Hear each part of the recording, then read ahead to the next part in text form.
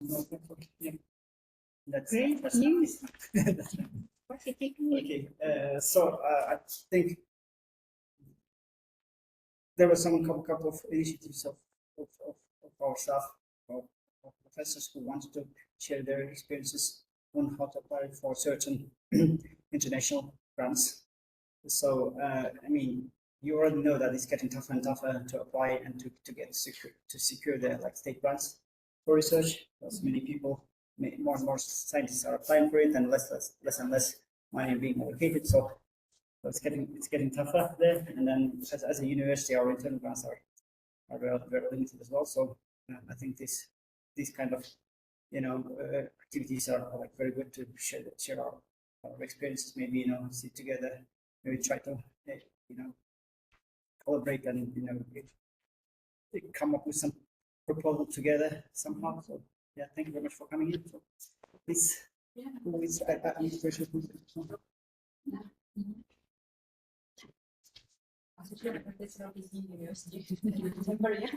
Yes. Hello, everyone. My name is Dina Bakranova.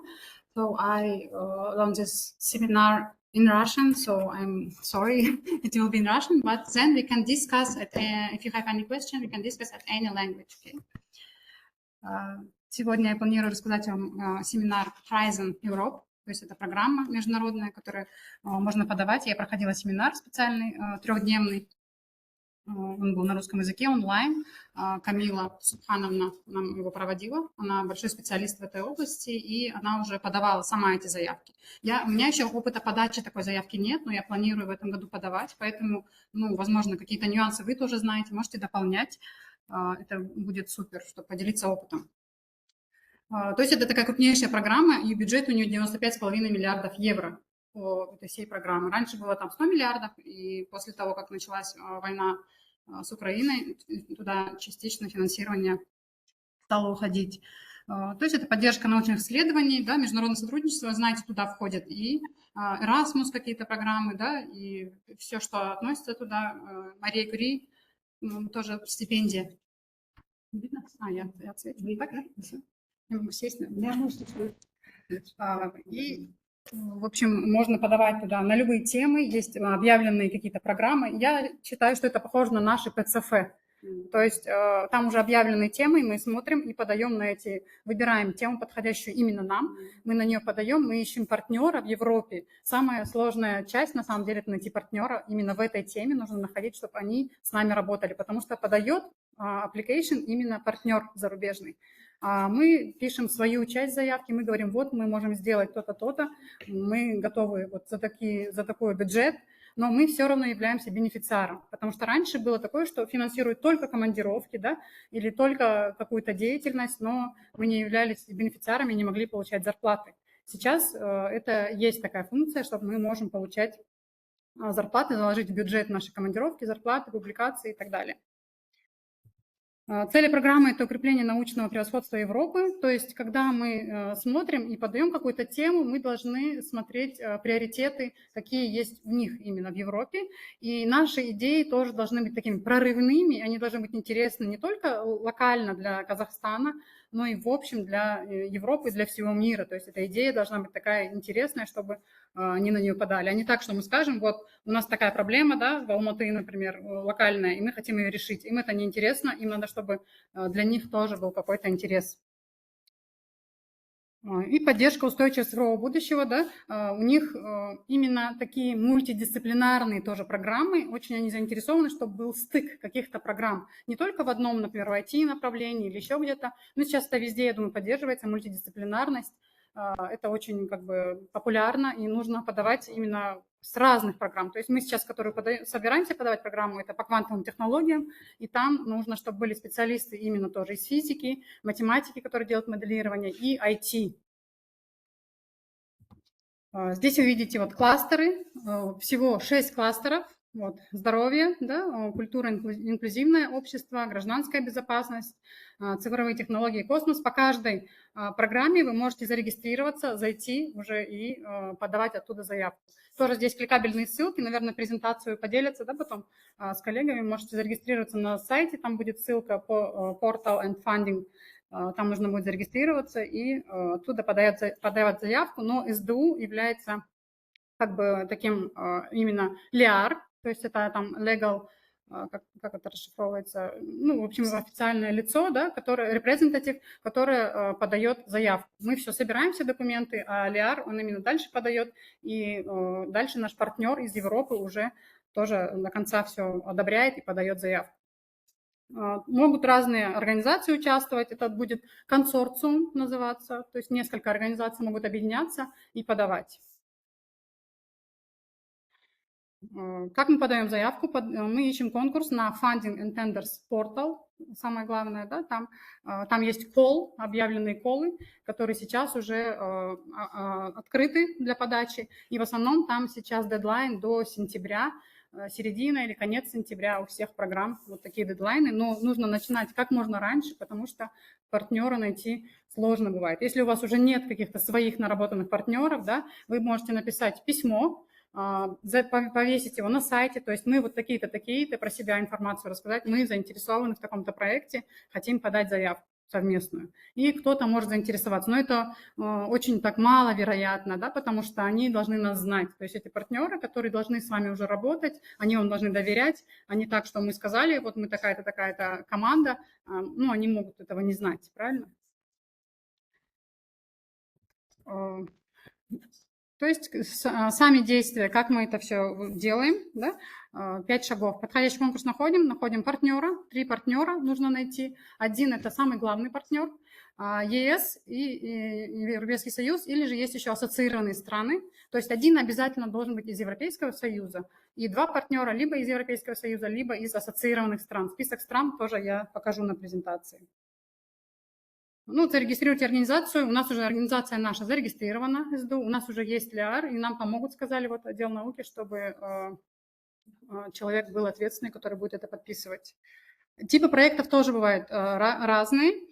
Научно-инновационный проект, инновационный проект. У нас Research and Innovation Action. Это наш проект, который на 100% финансируется. То есть у нас, как мы говорим, мы не коммерческая организация, да, мы подаем, и на 100% уже то, что мы в бюджет заложили, нам должно финансироваться, если одобрит это партнер тоже. Если он согласен с такими ценами, что вы вот подали, вот такие у нас зарплаты, вот такая у нас командировка будет, вот такие-то у нас закупки будут, мы все это тоже должны будем сами бюджет рассчитывать и закладывать.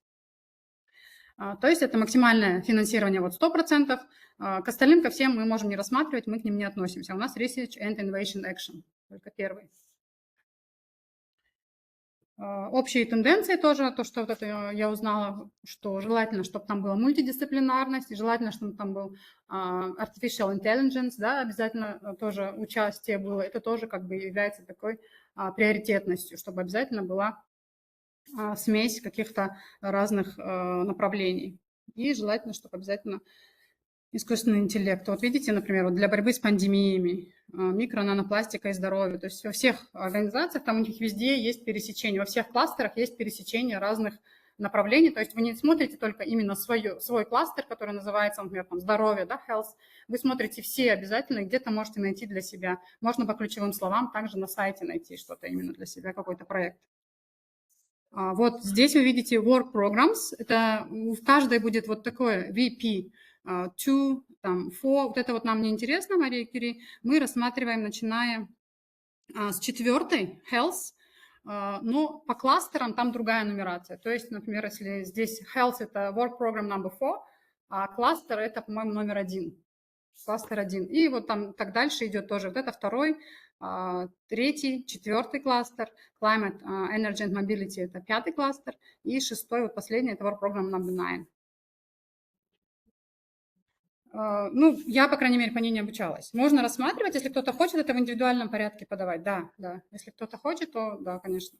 Просто нас обучали именно по Horizon Europe, именно которые относящиеся к этим кластерам. Да, это индивидуально, каждый уже может подавать. Да, тоже это мы не рассматриваем. Ну, вы когда будете по ключевым словам вбивать, там вначале выходит, например, work program number, потом там в середине названия и кластер тоже идет номер, и там вы уже увидите. Тоже все рабочие программы мы скачали, новые, актуальные, тоже отдел науки вам рассылку сделает, я думаю. Это у нас work program 3, да? Нет, не work program 3, наоборот. Кластер 3, третий. Это вот С 3 по 9. с 4 вот work program. С 4 health. А потом 3. Да, здесь почему-то так вот стоит. Она вообще сюда, ну, по нумерации просто. С 4 work program, а по кластерам там с 1 по 6 кластер. Я в начале кластеры показывала. Тоже рабочая программа именно по нашему направлению Research and Action, Research and Innovation Actions. У нас там около 48 страниц, но тоже нужно смотреть на... Когда мы выбрали уже конкретную программу на сайте, мы открываем, и там есть все conditions, там все есть eligibility criteria, да, и так далее, все есть условия, что нужно нам, какой должен быть объем, что мы должны подать, и по всем строго нужно следовать инструкции, потому что она тоже меняется из года в год, немножко там корректируется, поэтому нужно обязательно все условия смотреть для каждого конкурса отдельно.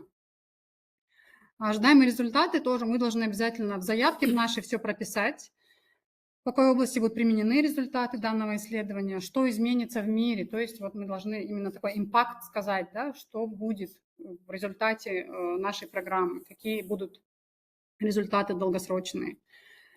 Какие дополнения, изменения могут произойти в данной области исследования, то есть это мы какие-то риски должны тоже предусмотреть, да, и описать их, это как SWOT-анализ.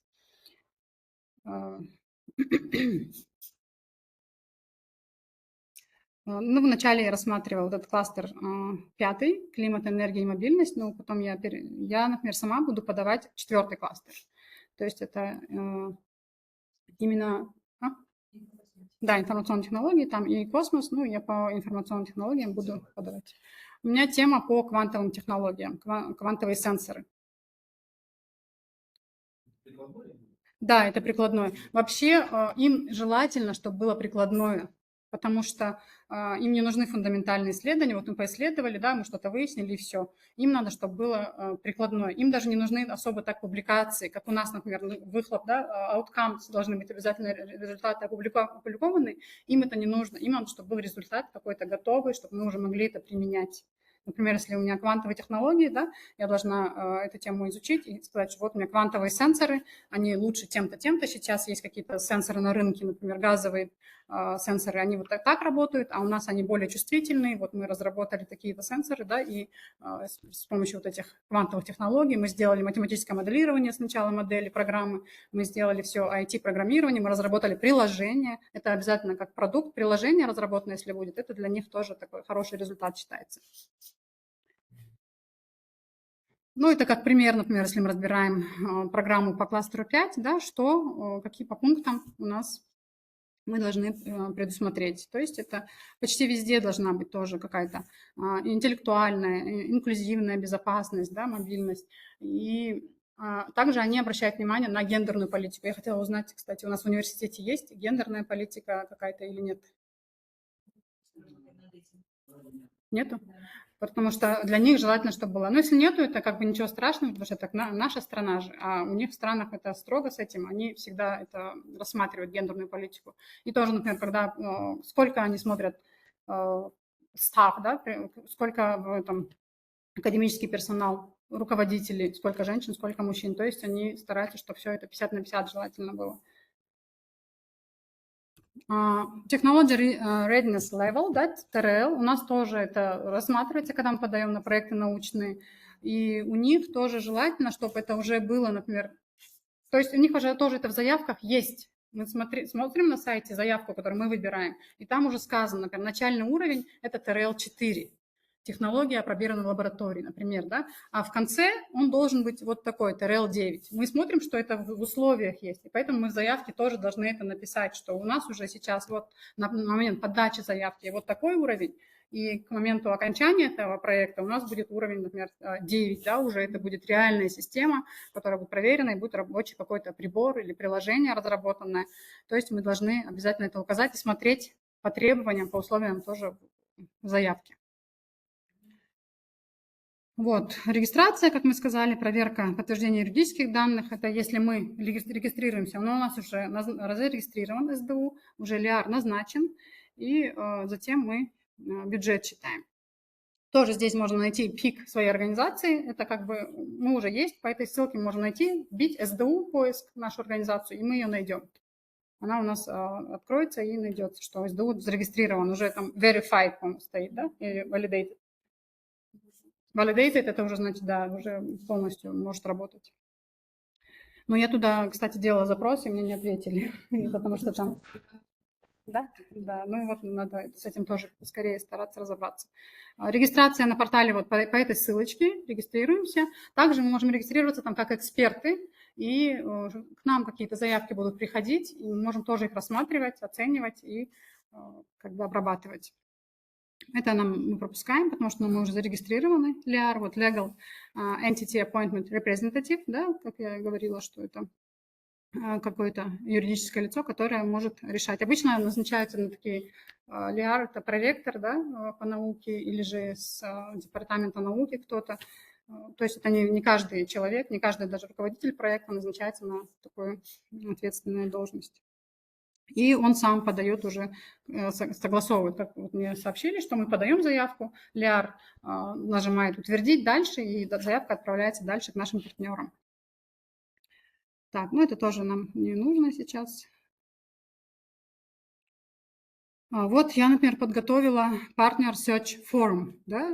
Можно подготовить такую форму, как бы introduction на себя написать, что мы вот такая-то команда, у нас есть вот такие-то члены команды, у нас вот такой-то научный задел есть, мы вот в этой области специалисты, и мы ищем себе партнера. Повешать, это первый путь партнера. Есть несколько путей, да, поиска партнера. Один – это, например, свои связи какие-то, уже есть свои партнеры, которые согласны выступить с вами вместе в команде. Есть вот такая партнер search form, и в начале, когда я показала вам по кластерам, там по ссылочкам вы регистрируетесь, и там уже загружаете такую форму, письмо свое о себе, и они могут уже изучить, и если вам это подходит, тоже здесь видите proposal for collaboration, например, здесь я пишу Quantum Sense Project, да, и здесь я конкретно пишу именно ссылочку. Ну, это из старой программы, потому что новая тогда еще не вышла, когда я это подготавливала. Ну, мы здесь полностью должны указать ссылку. Я тоже могу эту форму, потом вордовский вариант, кстати, отправить вам, чтобы у всех она была, и каждый мог ее заполнить, на себя написать и повешать на сайте для поиска партнеров. Возможно, такие варианты тоже есть. Может быть, это маловероятно, но все равно вероятность, когда есть, мы можем попробовать. То есть самое главное – это поиск партнера. Да? Без партнера мы сами не можем подать абсолютно данную заявку. Нужно обязательно европейский партнер. И страны ЕС только, да. Вот 27 стран Европейского Союза и 22 associated countries. Вот здесь вот указаны вот эти ассоциированные страны, вот эти три. Ну, она здесь как ассоциирована, да? Так как она здесь как ассоциированная страна, она не может быть основным партнером, она просто может быть как collaborative партнер, но не основной. Да, из 27 стран, да. Вот в этом году добавились 3 новые страны тоже, Марокко, Корея и Швейцария. Потом постоянно они обновляются. Да, партнером это не лично вы как бы являетесь, да, а наш университет, вы являетесь представителем университета и подаете от команды именно университета. Ну, здесь такие рекомендации по составлению плана работы. Нужно разделить работу в рабочем пакете на задачи. То есть кто-то должен заниматься менеджментом, да, кто у нас именно занимается исследованием, чтобы показать, что у нас такая полностью такой comprehensive, да, team, который могут каждый заниматься своей задачей, может выполнять. Нам надо показать, что мы подготовлены, не просто так там один человек подает. Ну, по количеству человек я спрашивала, мне сказали, что это не слишком много должно быть, ну и не так уж, что 2-3, да, они не потянут какую-то программу, например, там на 300, на 400 тысяч евро можно подать на 3-4 года, поэтому как бы тоже должно быть так представительно, да, чтобы было, например, там, ну, хотя бы, наверное, 7-8 человек команда должна быть. И продумано, чтобы главное, у каждого были свои обязанности четкие. То есть это содержание самой заявки, там будут партнеры, цели и ожидаемые результаты, причем цели и результаты, они всегда должны идти у вас параллельно. Если вы знаете вот ваши цели и вы должны в результате сказать, что мы вот выполним вот такие-то цели должны быть достигнуты. И обязательно в результатах они должны быть прописаны, что в конце, это всегда так в наших проектах, что мы также подаем вот цели, и по результатам все должно совпадать. Рабочий план – это вот организация, менеджмент, отчетность, бюджет. Так, кажется, мне надо немножко ускориться, да? Меморандум, это заключается потом уже меморандум, когда уже партнер нашелся, уже мы в процессе, когда подачи, да, и перед тем, как мы уже начинаем подавать эту заявку на сайт, уже мы должны подписать консорциум. Кто в этом консорциуме состоит, например, там 3, 4, 5 организаций. Некоторые ищут организации здесь, внутри.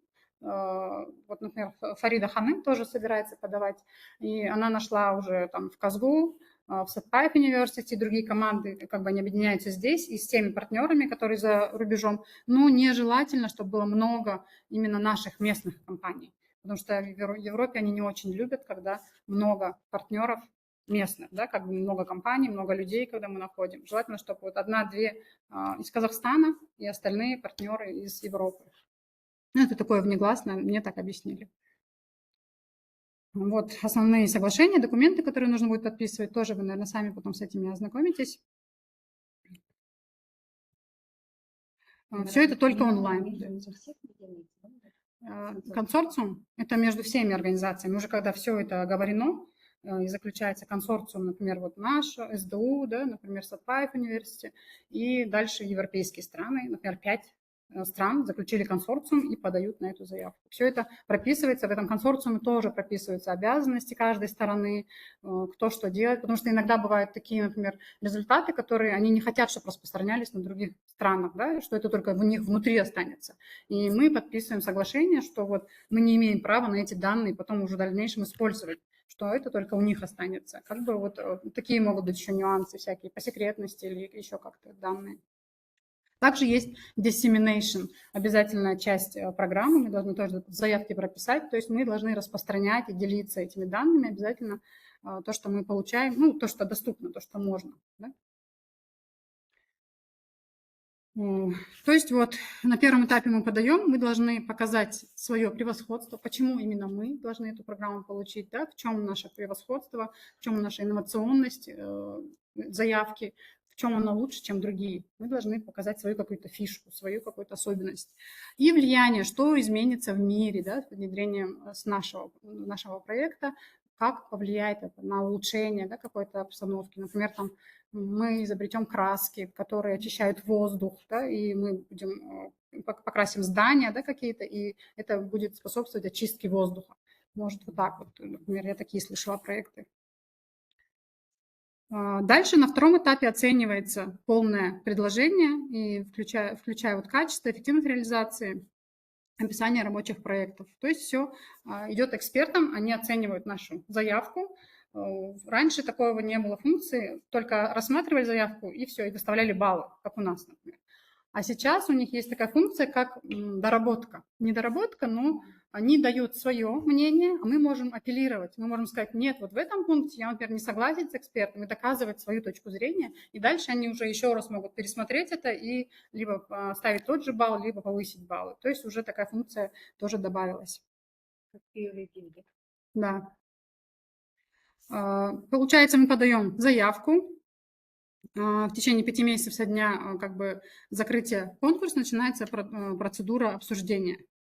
Сначала вот в течение 3 месяцев, да, в 5 месяцев сначала обсуждается, потом эксперты нам дают свой фидбэк, и еще 3 месяца дается на вот это вот взаимодействие с экспертами, на ответ и так далее. Всего, то есть рассмотрение заявки занимает 8 месяцев. Если мы в сентябре подали, вот вы считаете, сколько это времени должно пройти, но это не быстрое действие, ну, программа хорошая очень и очень перспективная. Сейчас, вы знаете, у нас в науке немножко все сложнее и сложнее становится, да, выиграть проекты, большая конкуренция, с финансированием все время какие-то сложности, поэтому это такие большие хорошие возможности получать, и отчетность у них не такая сложная, как у нас на самом деле. Если это выиграть, если все посмотреть хорошо, эту заявку и подать, отчетности там намного легче, чем у нас всегда надо большие какие-то публикации, да, большой объем дать, нужно обязательно докторантов подготовить или еще что-то, бывает для некоторых организаций это сложно.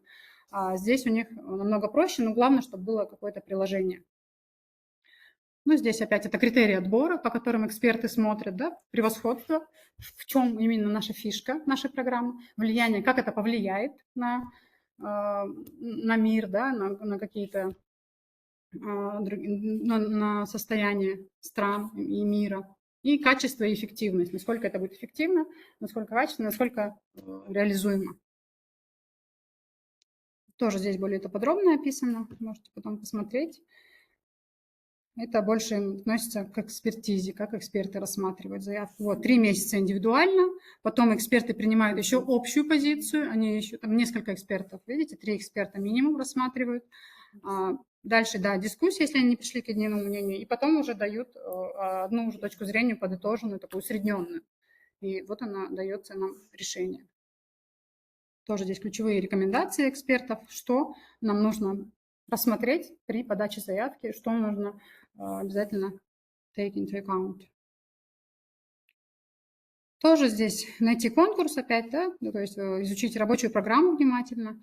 То, что я скинула, там можно по содержанию посмотреть, сразу пробежаться, какие темы вам подходят, там все кликабельно, переходите и сразу же можете выбрать эти программы.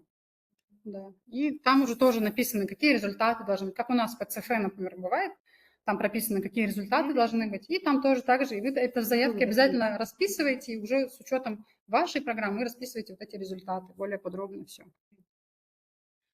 Ну, опять здесь Research Innovation, это наш первый Research Innovation Action, мы относимся к первому только, чтобы у нас было 100% финансирование, потому что есть инновационный проект, тут видите, тут только 70% финансируется, то есть 30% от нашего поданного не дается, считается, что мы должны найти какое-то софинансирование. Поэтому мы рассматриваем вот первую, это к нам подходит, да. К нам подходит Research Innovation Action. Ну, здесь тоже составить нужно краткое описание. Это у вас будет, когда вы будете подавать для партнер searching form, вы уже пишете идею свою, да, какую-то в 3-5 предложениях, пишете, полностью обосновываете, все такой абстракт небольшой, и когда вы уже про себя сказали, про свою команду, introduction, и про свою идею. И потом вы это повешаете на сайте, может быть, кто-то заинтересуется и к вам обратятся. Также вы сами можете посмотреть на сайте, кто уже висят, какие-то партнеры, и вы можете с ними назначать там собеседование даже. Да, можно кликать, там выбираешь время, и можно как бы с ними тоже взаимодействовать. Ну, нам, как объяснила Камила Тусупхановна, она говорит, есть такие люди, которые подали около 2000 таких, накликала она, но все-таки она нашла партнера таким способом. Ну, бывает, что это долго, да, и сложно. Наверное, еще зависит от вашей темы, может быть. Ну, бывает, что сразу найдет. Я поэтому говорю, что не обязательно у всех так и долго, и невозможно, и нереально. Все говорят, лучше, чтобы свой был партнер уже готовый. Конечно, это надежнее и быстрее будет, если есть свой. Но найти тоже реально, я думаю. Так, ну, это уже я говорила, цели и результаты должны между собой коррелировать. Тоже соответствие должно быть целям и политике программы по европейским измерениям. Да? То есть почему проект должен быть поддержан европейской программой Horizon Europe? Какой интерес их, да, в этом? Почему именно они должны это поддержать? Почему мы не у себя внутри это делаем? Какая добавочная стоимость европейский проект несет ваша идея? Важность идеи для решения глобальных вызовов. Ну, тоже уже это все, как бы, другими словами, уже говорила. Содержание абстракта – это полстраницы где-то. Вот мы описываем суть проблемы, суть цели, суть инновации, внедрения, да, и что изменится в мире опять, то же самое. Поиск партнеров, как я говорила, есть 4 типа, 4 пути. Через портал участника, это вот на начале, на первой страничке, там было по кластерам. Регистрируйтесь именно на этом сайте по своему кластеру, и там делаете форму searching в партнер. Второй есть Cordis, тоже сайт, это ссылка будет в конце. Через Cordis тоже регистрируйтесь, это тоже их ссылка, одна из их на этом Tender and Funding Partners. И на этом сайте есть Cordis, и там можно найти партнера. Или же через публикации, то есть вы в своей теме работаете, вы делаете какие-то литературные обзоры, вы ссылаетесь на каких-то профессоров, вы видите их affiliation в Европе. И вы можете им напрямую писать. Там же есть корреспондент автор, да, в статье, например. Вы можете к ним вот так обращаться еще. Могут быть таким путем найти. Да?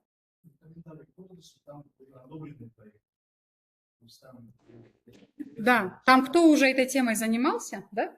мы смотрим по Кордису.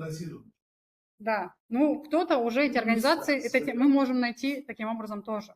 По Кордису мы смотрим, там уже кто получил проекты, кто-то уже выполнил эти проекты, завершенный, кто-то текущий. И мы можем посмотреть и найти партнера именно таким образом. Мы видим, что в этой теме люди работают. Может быть, они хотят новый проект также подать с нами. Из публикации я сказала, affiliation смотрите, да, смотрите corresponding автор, или же из личных. Ну, эта рекомендация была к письму, как мы пишем, например, introduction на себя, именно для поиска партнера, когда мы пишем неизвестным профессорам. Это такая была тоже инструкция небольшая для нас, когда мы проходили семинар. Бюджет. Что входит в бюджет? Прямые затраты на штат. Другие прямые затраты – это, например, какой-то закуп каких-то материалов или оборудования, или еще что-то. Штат – это вот зарплатные, да, субподряд, то есть это тоже услуги каких-то третьих организаций. И косвенные затраты, они обязательно включаются, 25% уже идут сверху к нашей смете, то есть у них идет 25% сверху закладывается. У нас такого нет, у нас всегда все четко, да, ровно-ровно, нельзя шаг влево, шаг вправо. У них 25% это сверху на всякий, если там что-то дороже получилось, да, или что-то там не так, незапланированные расходы какие-то. Вот, вы видите, что direct cost, прямые затраты – это штат, оборудование, офисные материалы, материалы необходимые для исследования, публикации, проведения мероприятий, каких-то конференций. Мы можем все это закладывать и проводить собственные конференции, да.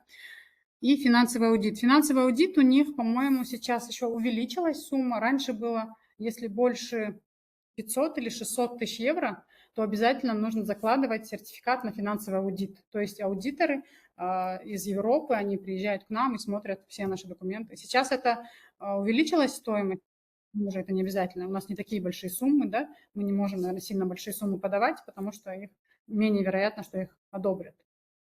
Ну, я, например, планирую подавать где-то 400-500 тысяч евро такой проект. Ну, тоже это зависит будет от партнера. Он потом должен посмотреть и одобрить, или сказать, уменьшите там сумму, да, или подвиньте как-то, что-то уберите. Это потом решает уже партнер. И вот обязательно на все эти допустимые затраты начисляется, как я говорила, 25% дополнительно на какие-то непредвиденные нужды. И субподрядчик тоже, который я вам говорила, вот здесь есть у нас, на него уже не начисляется 25%. То есть тоже мы, когда закладываем бюджет, можно прикладывать скрины, как мы это делаем при подаче заявок на наши проекты. Мы можем прикладывать, что вот публикация, такая-то стоимость, да, везде нужны обязательно подтверждения. На конференции, на семинары, на тренинги то же самое. Можно скрины с сайта прикладывать. Здесь тоже есть расчет бюджета примерный, например, вот общее количество продуктивных часов в год, да, считается 7,5 часов на 210 рабочих дней, это количество часов посчитали, потом общая сумма заработка по штатному расписанию, сколько это будет, вот 30 тысяч евро в год, и часовая ставка делим на количество часов, получается, например, 19,1 евро в час, и общее количество работы именно в проекте, да, в этом мы указываем, например, 650 часов. И дальше умножаем часовую стоимость на количество часов, то есть это 12 415 евро. Тоже нужно обсуждать с партнером. Например, вы по зарплатам посчитали бюджет, и партнеру на утверждение нужно будет, допустимо ли или нет. Может быть, он скажет, у нас нету таких ставок, у нас вот меньше, или для ваших стран у нас должно быть меньше стоимость. Поэтому это потом уже индивидуально обсуждать с каждым. Это на персонал, тоже штатный персонал, да, или же вот как ГПХ у нас есть контракты, второе, да, или же тоже владельцы каких-то малого и среднего бизнеса, да, физлица-бенефициары. Но у нас мы уже сами являемся бенефициары, и желательно, чтобы это было все, да, уже времени мало остается. Здесь тоже, что видимость немножко плохая, нам давали задания, например, вот вам такие-то есть стоимости, пожалуйста, посчитайте бюджет. Все, кто начали считать, у нас там было 6 человек в группе на семинаре, все посчитали неправильно. Я немножко тоже сначала не поняла, как это считать. Посчитала, как смогла, написала GPT-чату. Говорю, пожалуйста, проверь, помоги посчитать вот, бюджет. И он мне помог, подкорректировал, у меня был самый правильный потом расчет бюджета в итоге. Вот, например, партисипант, да, это вот из Казахстана, 240 тысяч евро – это прямые. прямые расходы. Дальше здесь идет другие какие-то расходы незапланированные на командировки, например, 200 тысяч, 27 поездок по 1000 евро, да, 27 тысяч евро. Это чисто командировки. Потом публикации, например, 10 тысяч евро мы можем заложить на публикации. То есть это все на 3 года рассчитывается сразу, расписывается. Какие-то подрядные работы, да, 50 тысяч евро. И дальше это indirect cost, который у нас 25% только на вот эту сумму начисляется, но не на вот этот столбец. То есть у нас там такая есть форма тоже, мы ее заполнять должны, этот бюджет, вордовский файл нам дали, и мы вот так вот заполнили. И в итоге вот получается 600 тысяч евро. Здесь это наша страна будет не первой в списке. Здесь в этой таблице все будут страны, партнеры, и дальше уже на каком-то месте наши, где-то в конце. Отчетность тоже, ну, примерно как у нас. Нужно, чтобы все было командировочной, да, по публикации, копии платежных документов и так далее. Все, вот структура заявки она состоит из 2 частей, часть А и часть Б. То есть А – это у нас на сайте все, что мы заполняем вместе с Лиаром, да, вся наша информация об университете, о нашей команде и так далее. И дальше техническая часть B – это уже сама заявка, сам файл. Он должен быть около 48 страниц. Так, это тоже, например, proposal for collaboration. Я писала письмо, да, для наших партнеров, что про себя рассказываю. Вот у меня есть идея в таком-то проекте, и вот такие-то цели у нас есть, да, и мы хотим подать на проект. И указать обязательно ссылку на этот проект, чтобы она была кликабельная, чтобы он сразу увидел, этот партнер, посмотрел, даже подходит ли ему эта тема или нет. Да, и на сайте разместить эту форму.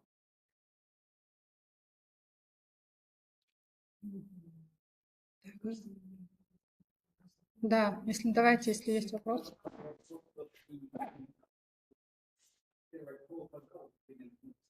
Полы уже открылись, уже они все открылись и доступны для подачи. Закрываются они вот с середины до конца сентября. Вот такое время у нас сейчас, 3-4 месяца есть. Да, надо уже, чтобы все подать. Поэтому сейчас надо срочно заняться поиском партнеров, если у кого нет.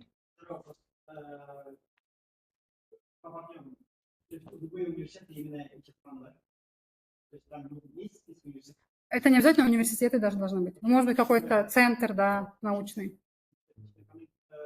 У нас есть университеты, которым у нас уже есть какие-то научные отношения. В каких областях именно, да?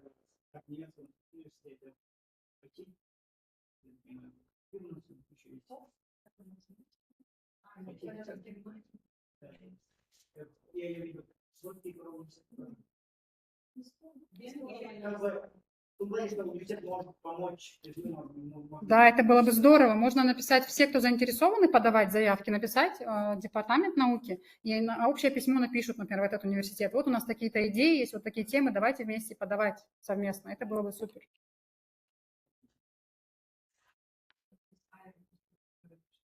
Угу.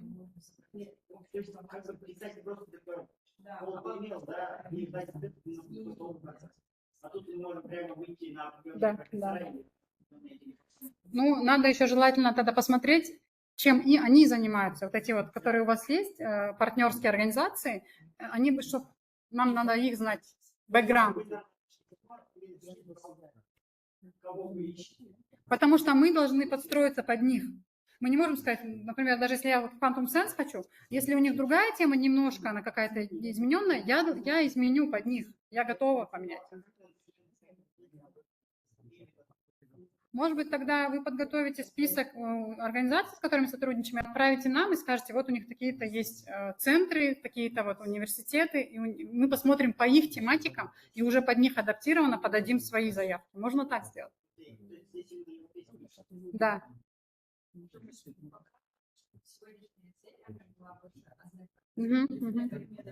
Да, на будущее.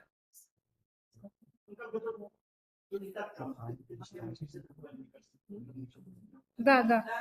Просто хотя бы сказать, вот такие университеты, они в такой-то области работают, и мы уже можем со своими идеями, предложениями к ним обращаться. Да, 3 партнера. Нет, желательно, чтобы с разных было. Ну вот, я не знаю насчет, можно с 2 стран, наверное. Ну, с одной стороны, чтобы 3 нежелательно. Сколько лет? На 3, 4, на 5 лет запасались. Сами выбирали? Да, можно, наверное, так же. Основной партнер обязательно из стран Европейского Союза. А остальные 2 неважно. Может, одна из этого, одна из того списка. Да. Ну, это 4-й уже. Мы не... Продолжительность проекта мы сами указываем, получается? Да, продолжительность мы сами решаем. Говорим, вот нам для такого достижения вот этих целей нам нужно вот столько-то времени. Дальше партнер утверждает окончательную версию, и он скажет, это слишком много там, или это мало, вы не успеете, давайте вот так вот сделаем. Это уже дальше регулируется и обсуждается.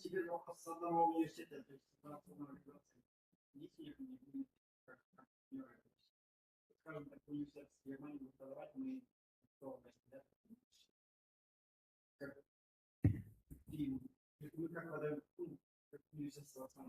мы можем, насколько проект мы можем Он, такого нет ограничения. Нет. То есть мы можем сейчас сесть и 5. Да, можем 5.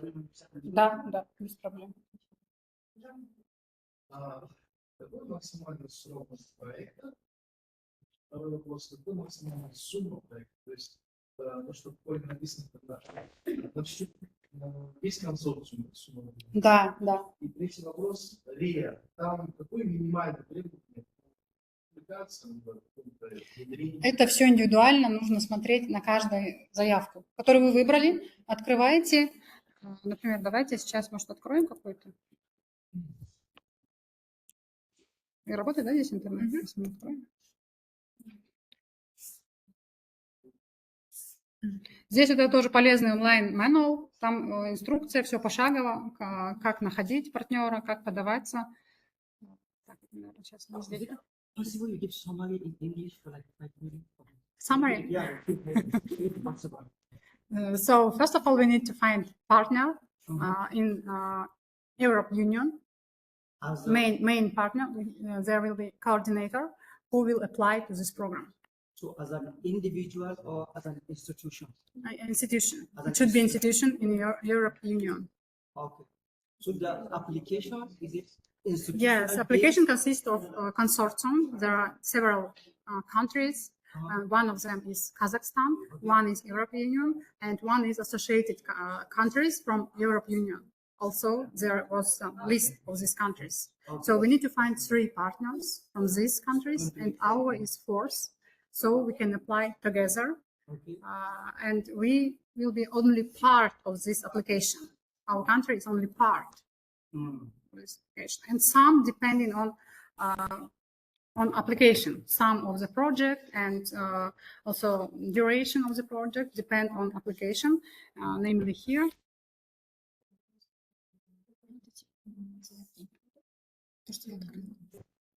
Да, давайте сейчас, наверное, найдем сразу. Submission status. Open for submission.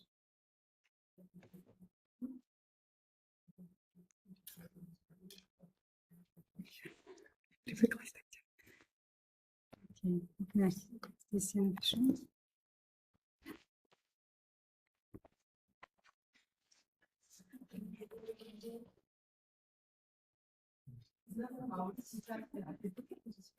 Да.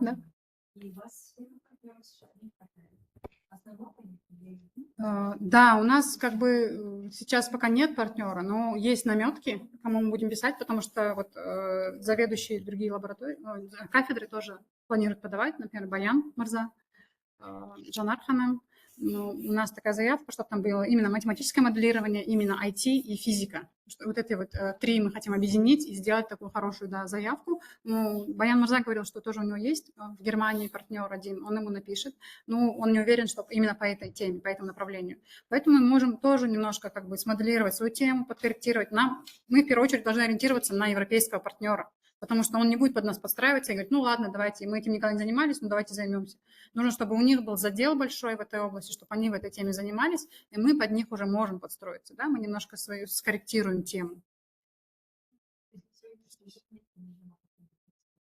Да, ну у нас есть в Турции, например, это относится к ассоциированным странам, у меня есть там профессора, также в Португалии есть, да, мы можем их подключить, у нас есть какой-то, да, основной.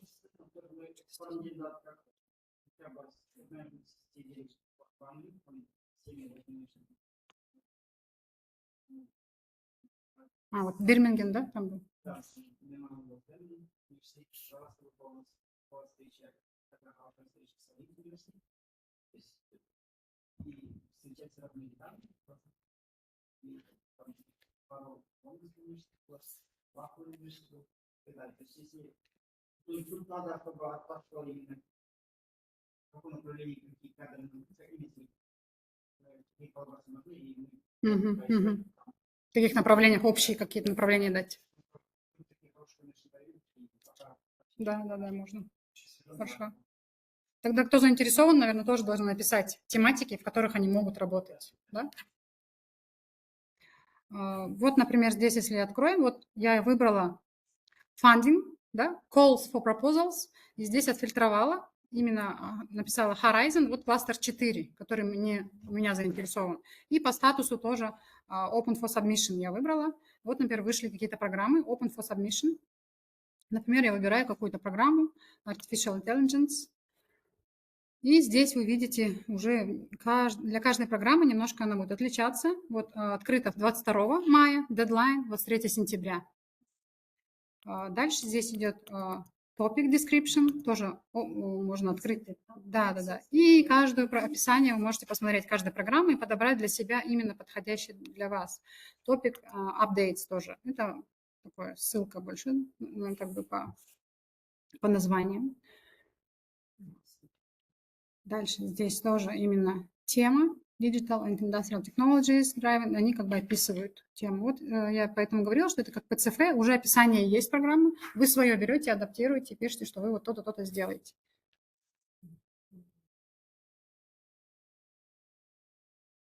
Дальше тоже General Conditions. Вы смотрите, вот есть ссылочки на какие-то приложения, вы по ним проходите и смотрите какие-то определенные условия по каждой программе свои. Они могут немножко eligibility countries. Тоже здесь может какой-то свой быть немножко список отличаться, да? Вот other eligible conditions. Поэтому вы обязательно каждую должны просмотреть. Также по финансовым там указывается все. Тоже Если просто присоединиться к этому проекту, да? Есть также такие на сайтах, где вот поиск партнера, там тоже есть такие, которые ищут, может быть, партнеров из Казахстана, потому что они сами тоже не могут выполнять. Им надо, чтобы кто-то был, да, из других стран, таких как Казахстан, еще кто входит в это вот, как бы такие страны, которые не относятся к Европейскому Союзу. Ага. Проводится типа, ну, в общем, сессии проводятся запланированные. Они можно, допустим, если зайти, есть раздел, скоп для каждого кластера и свой marketplace. Да. Можно питчить делать свои предложения. Вот, я там тоже дала в презентации, там по кластерам прям. Заходите, там немножко другой сайт, и там регистрируешься, и там про свой проект, да, рассказываешь. У каждого кластера свой. И кто-то может сам предложить вам участвовать, присоединиться к их проекту. Они смотрят, что вы в этой теме работаете, вы про себя там написали, я вот такой-то, такой-то, у меня такой-то научный задел. Они могут сами вас пригласить, присоединиться к себе. Ну, это тоже, наверное, редко бывает. Конечно, это не стоит подать и сидеть, надеяться, ждать. Нужно желательно активно искать партнера самостоятельно.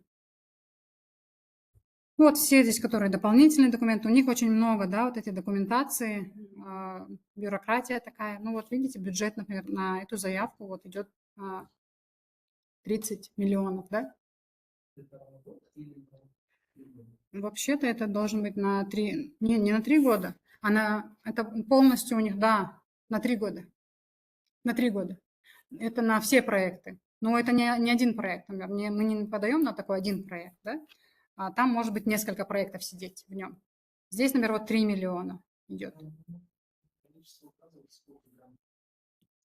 Да, там еще вот здесь вот количество, например, 5. Здесь 3 миллиона, а здесь 1, да, аппликант. Да. Ну, там не обязательно ровно, да, на 5 делить, может, у кого-то больше, у кого-то меньше, но у них вот такое вот есть финансирование на эту тему, они готовы потратить столько-то. И тоже здесь по каждой теме можно уже смотреть. И в программе в общей, которая программа, она уже описывает подробно вот каждую тему.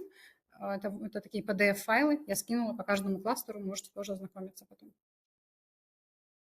Все, в принципе, если еще есть вопросы, давайте обсудим. Sorry. I was speaking Russian. No problem. Shall we apply as individual? No, as company, as university, as a team. So that means we need to have a simple idea Yeah, and we yeah. You need to have a team okay. from maybe 5 or 6 members, and then you should say that I have some idea. I have this group. We can realize this project, so we can do this. And then you need to find some coordinator, some partner from Europe, and give your idea to them to make some consortium and apply together. Because European Union country apply for the project as a main coordinator, main partner. Well, an institution, have we picked a specific area of focus, or we're just thinking of what to do? Yes, it's better. Direction of organization should be in your area, because I cannot apply this project about energy, because SDU is not. It's not. Yes, it's not. How to say? It is not the best in energy, right? We don't have many specialists in this area, so we cannot apply as energy team. But we have good IT specialists, so we can apply. It's better. Our profile is relates to IT specialists, so we can apply in this area, for instance. Our business school, also law, and so on. Руководитель нет, но желательно, чтобы был PhD. И команда сильная, да, которую вы покажете, чтобы все как бы у вас логично, что ваши цели и задачи будут реализованы для каждого из исполнителей.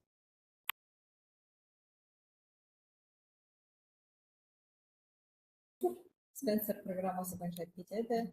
Assistant Professor of Business School, our next speaker. So, good afternoon. Thank you for joining. If you don't mind, I'll keep sitting. I think all of us see each other. Yeah.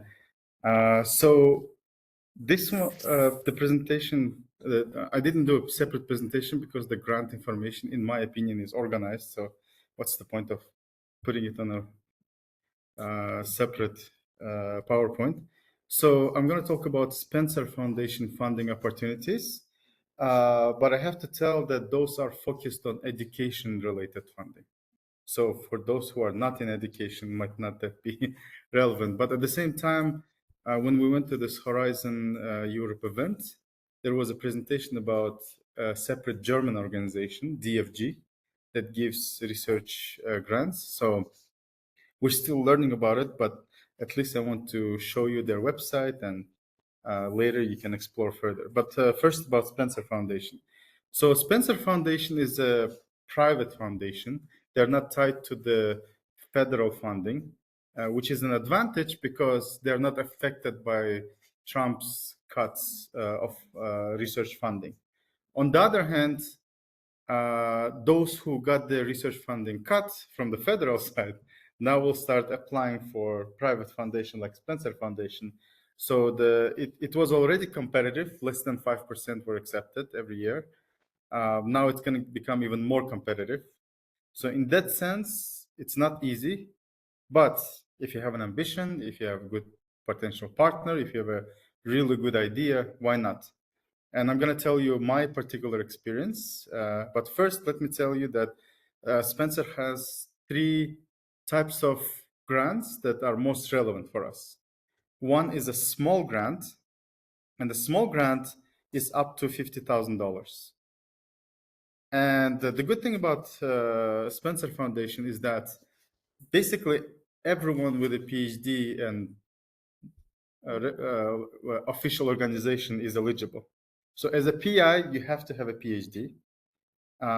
It has to be related to education. All of them has to be related to education. And any organization. You can see here eligibility and restriction. You can see here any nonprofit, public colleges, universities, research facilities, any nonprofit organization is eligible. So basically, as a university, we're eligible.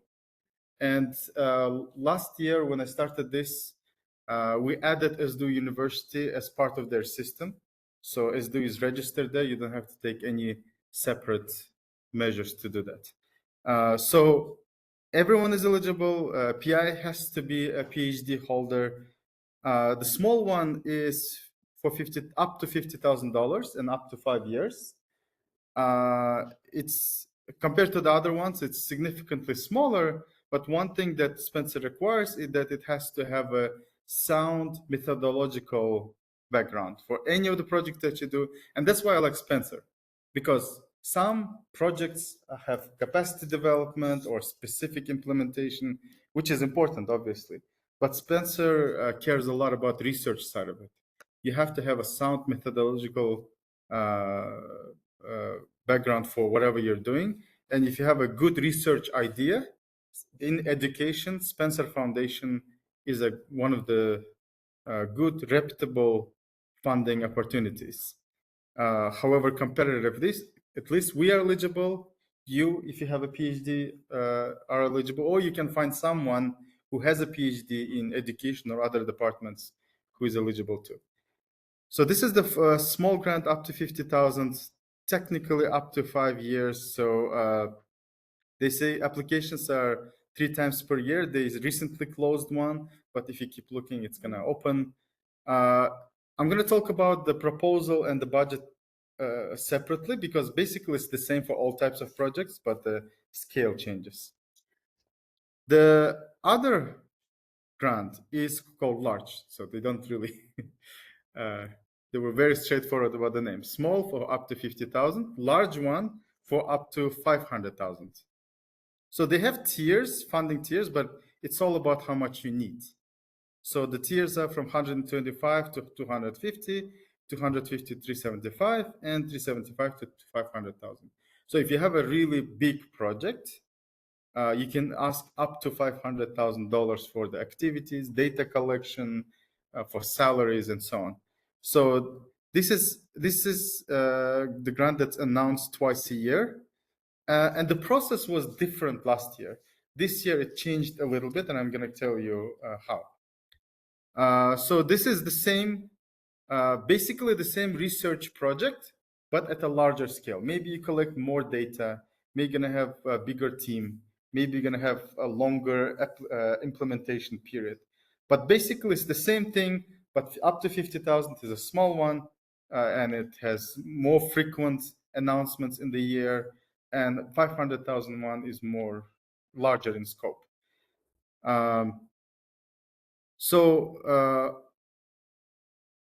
This usually the way Spencer grants happen, they make a deadline for intent to apply. So within that intent to apply deadline, it's very simple. They changed it a little bit. Intent to apply, you just register,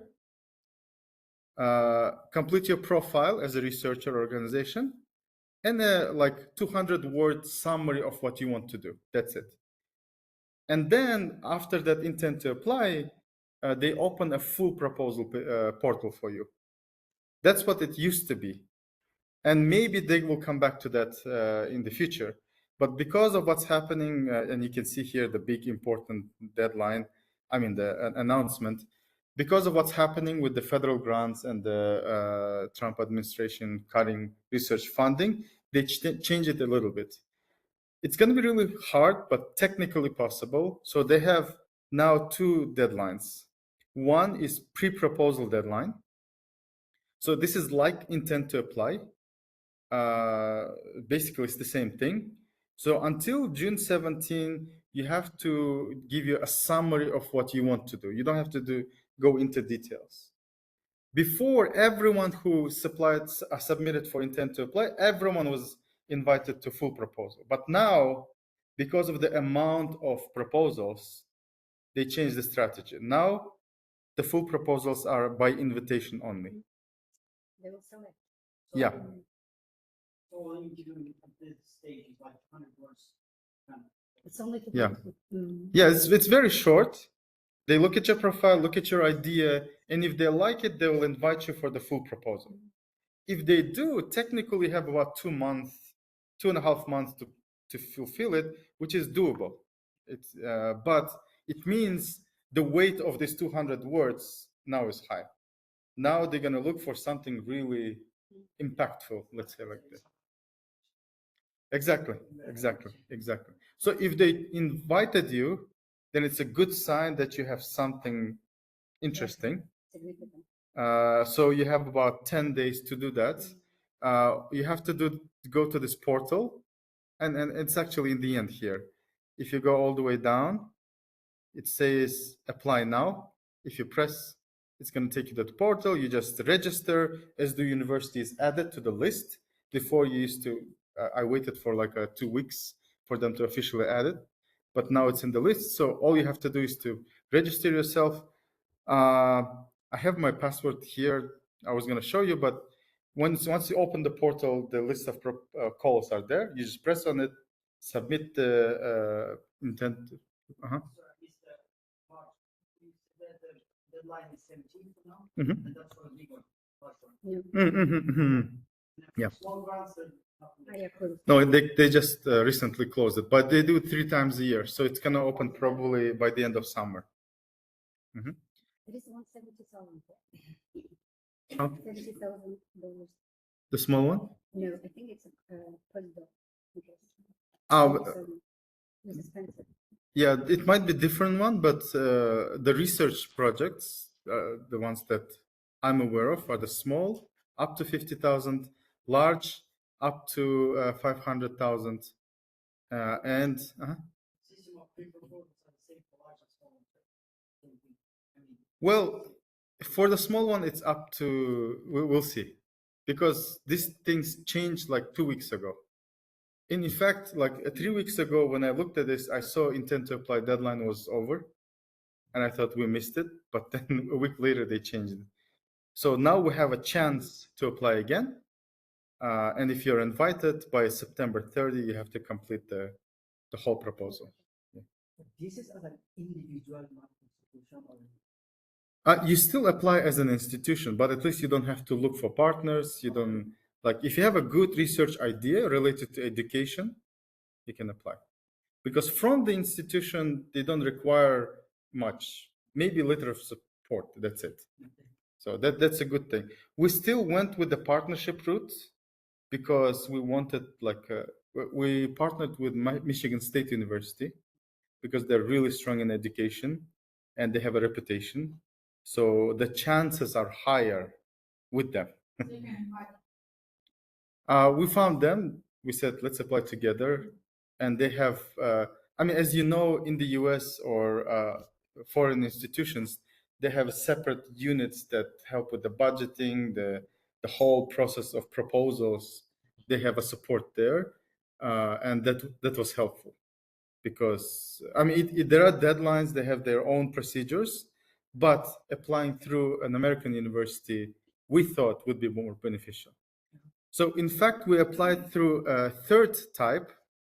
This one is called research practice partnerships. So this is a third type. It's like a large one. It's up to $400,000. But in here, they favor a partnership with some kind of policy or private organization. So if you're implementing some research idea, but you're implementing it in partnership with some kind of private or public organization. Exactly. Yeah. In our case, we applied to this one where we had an application with Michigan State University and Wurleu. Wurleu is a quasi-governmental organization that every year they train teachers, up to 100,000 teachers a year. So we want to take an advantage of their institutional capacity and implement an intervention with teachers because they have access. And it's important for them because it's going to improve their work to train teachers better. So we partnered with them, and for us, this was the most appropriate funding opportunity. They introduced this relatively recently, maybe 2-3 years ago. It wasn't like common before. But if you do have that type of partnership, you're not just working yourself as a research team, then this is like a separate, relatively less competitive opportunity, let's say like that. For large one, there are hundreds of applications from top universities in the United States. It's going to be really, really competitive unless you have a really, really good idea. But for this one, you have more chances because not everyone have that type of partner. So in fact, 2 weeks ago, we just got the news. Unfortunately, we did not get it. But I'm a little surprised because the professor sent us the comments. All of them are positive. There is only one suggestion. So it means that there were others even better that we didn't make the cut. So we will try again because of the comments. We can incorporate it. The only comment was that, why don't you involve teachers in the decision making? That's it, which is not that hard to do.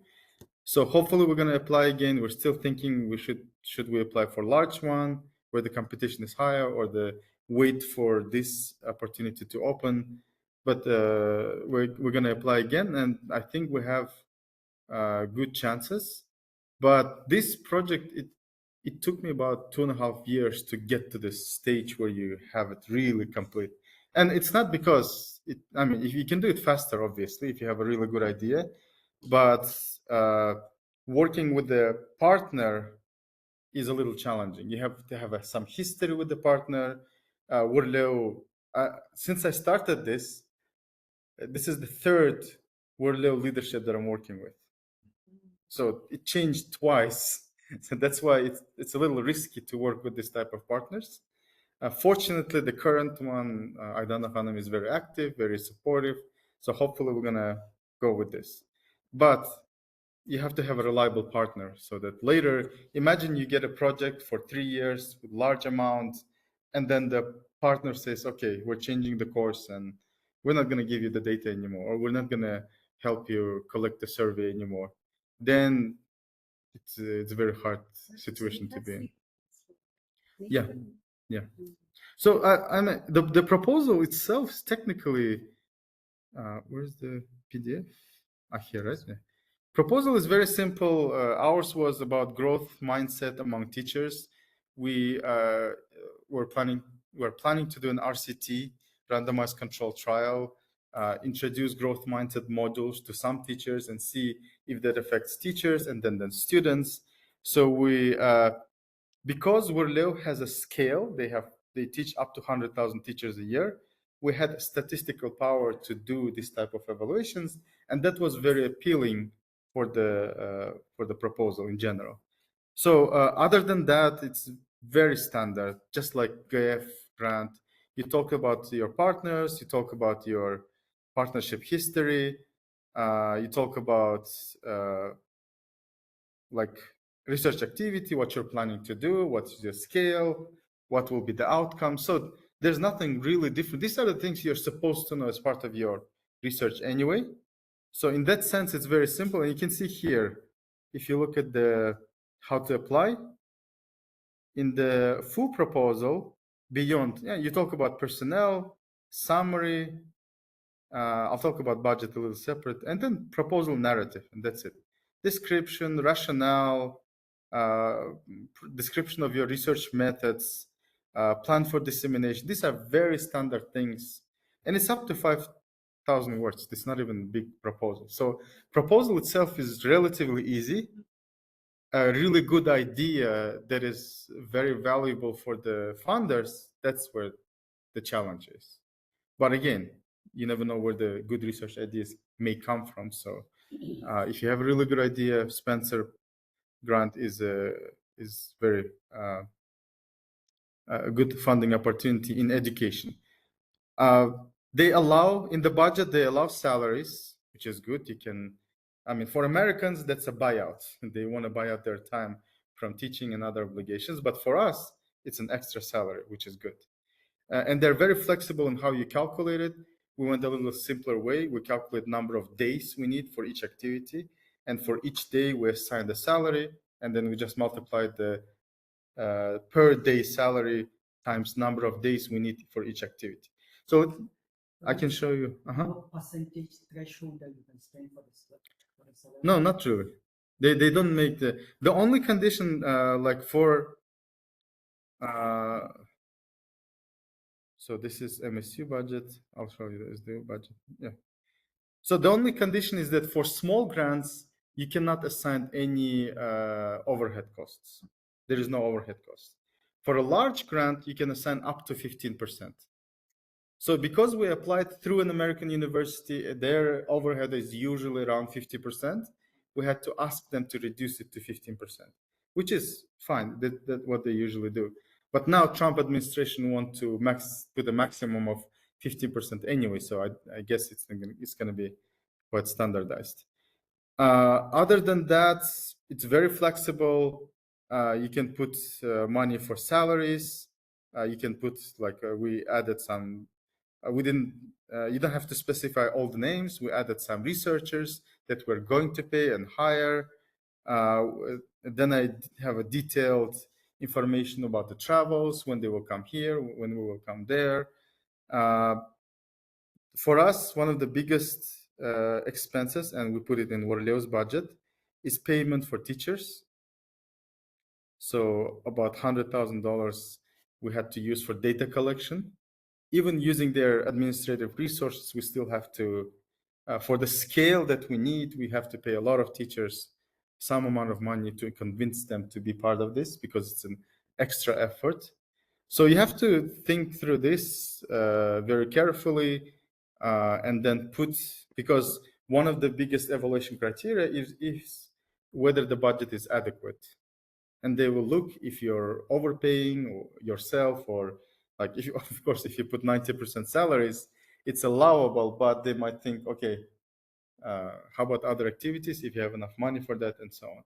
So this is a result of brainstorming with Warleo. How much should we pay teachers for extra 2 weeks of staying there? How much do we have to pay to collect surveys from them, and so on. So we work through all those details, and then you start quantifying them. It's very hard to say generally, because every project, data collection is different, the process is different, so it's very hard to standardize those things, and I think there's no need to. But if your project is similar, it's a very good idea to talk to those who already went through it.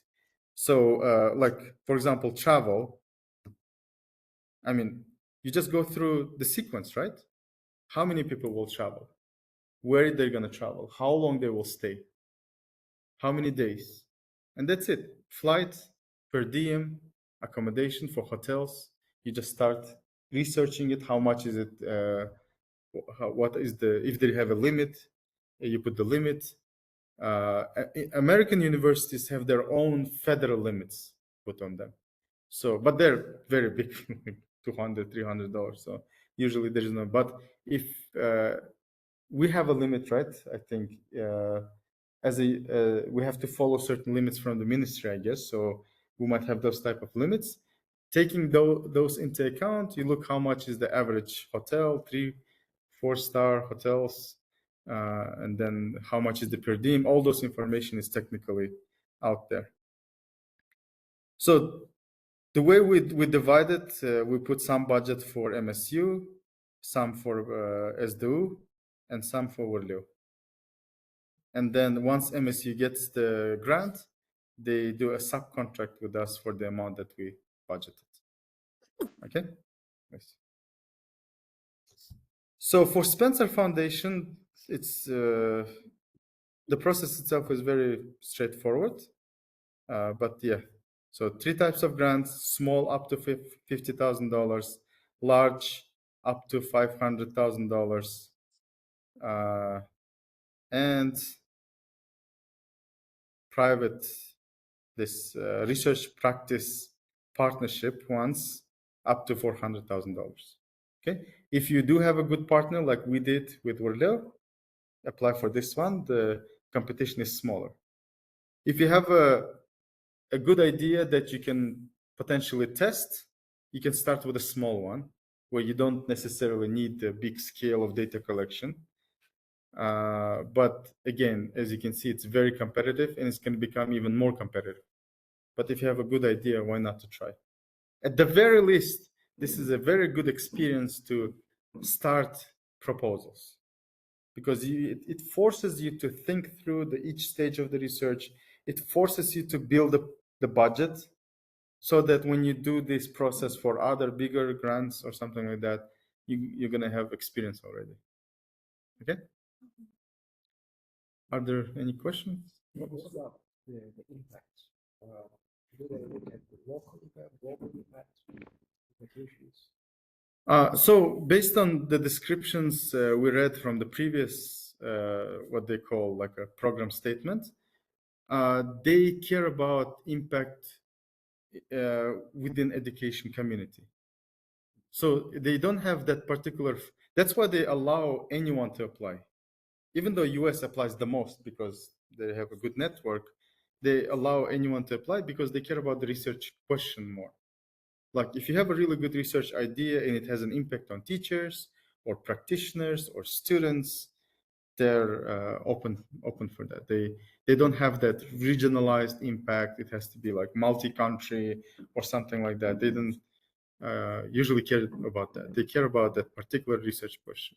That's why I like this one, because it's research oriented rather than capacity building or something like that. So for the partners, it can be from any part of the world, right? Yeah. They don't have any restrictions like that. The reason why we chose MSU because of their reputation in education. So we thought like the chances are higher. I did it with the NC too. Oh, really? Okay. We actually have a bunch of students from Kazakhstan as PhD students there in education department. So that helps to connect with the right professor, to have that, for example, when we had weekly meetings, they can communicate directly. So that helps a lot. If there are no questions, the other thing that we saw during the Horizon Europe event, so they did very short presentation, so we have to explore it ourselves. But there is an organization, I'm not going to try to pronounce this, but dfg.de, basically. Yeah, I got the Deutsche part. I don't. Yeah, let's select it. So basically, this is their organization that gives research grants.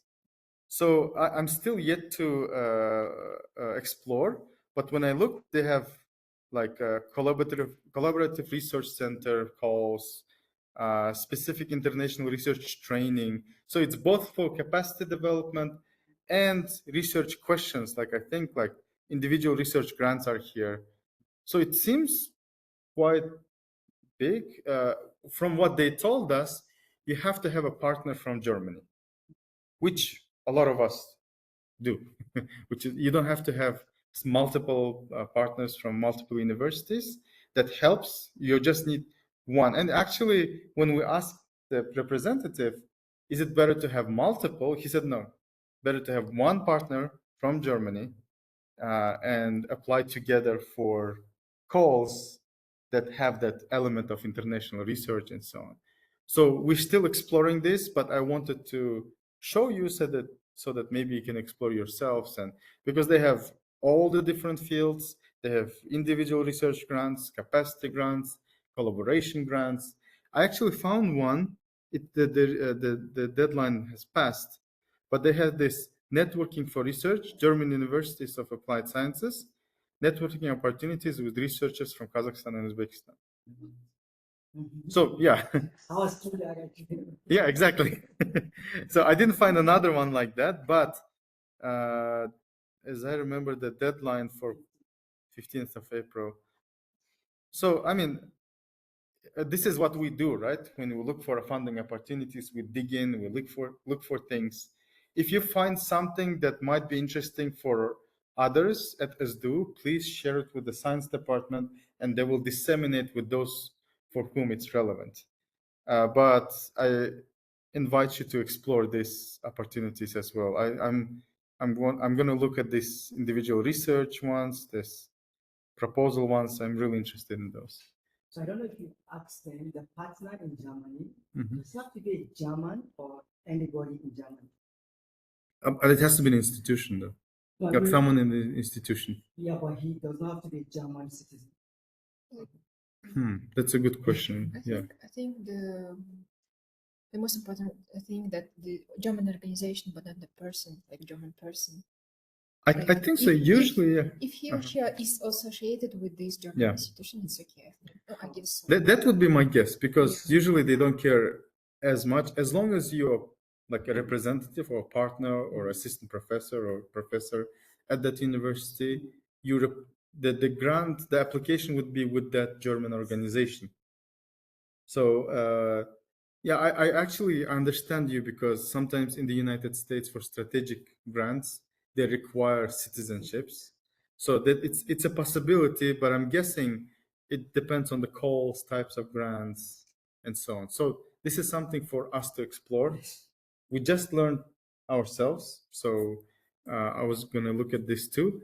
And if you need help to find a partner, like you met the guy from German, yeah. the I have a colleague that works in Germany. Mhm. He's an engineer, but he's in German. Mhm. Yeah, I think for 5 years. So if that is an option, I know we can work together Yeah. instead of like talking somebody. Exactly. Yeah, why not? As long as he can convince the organization he works for to apply together, then that's what matters. Yeah. Okay, thank you. Thank you.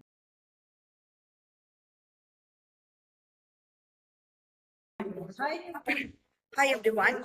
Yeah. So, my name is Pia Imerova. Yeah, and so this is my friend and colleague. She's a professor from Mexican University, with anthropologist Soledad Jimenez. So together we're going to present you, show you some cases. So I'm very sorry that from very beginning I did not understand the whole idea. Yeah, so I thought just we need to do this one planning and writing research proposal. Yes, but Asema said we need to focus just only on our cases. Okay, so different cases. Not about PCF, but if you want to hear about PCF, GEF, I also can just General proposal. just it's not about general. Asema said we need just to focus on the international, yeah. But if you want to hear about the GEF and PCF, that's also okay, because I was leading the project, yes, GEF, and can talk about them, yeah. So I can send you this this presentation later, yeah. But there is no need to show this methodology, the whole description, this one, and we'll start from yes. So this project, yes, Sinaphone Borderland is a so Soledad project. So and you just can tell us yes how can be applied, yes, about the success. Maybe short information about his Yes. work in Kazakhstan. Okay. Yeah, yes, Soledad here in Kazakhstan, and she's our just frequent guest in Central Asia. She's doing research in the region, and all just expert in Central Asia. They all know Soledad. Yeah, she's a well-known expert. I'm the exotic Mexican in Central Asia, yeah. You're It's because I'm exotic, it's not about my work. Exactly. It's very easy to do field research for Soledad because you are from Mexico, yes, and people said, "Oh, okay, I'm from Mexico. That's really great." Yeah, They've never everybody seen wants to Mexican talk to people me, here. yeah. So that's why they are open here. Yeah, okay, yeah, well, maybe I tell you about how did I become a Central Asianist? Maybe that would be a good start.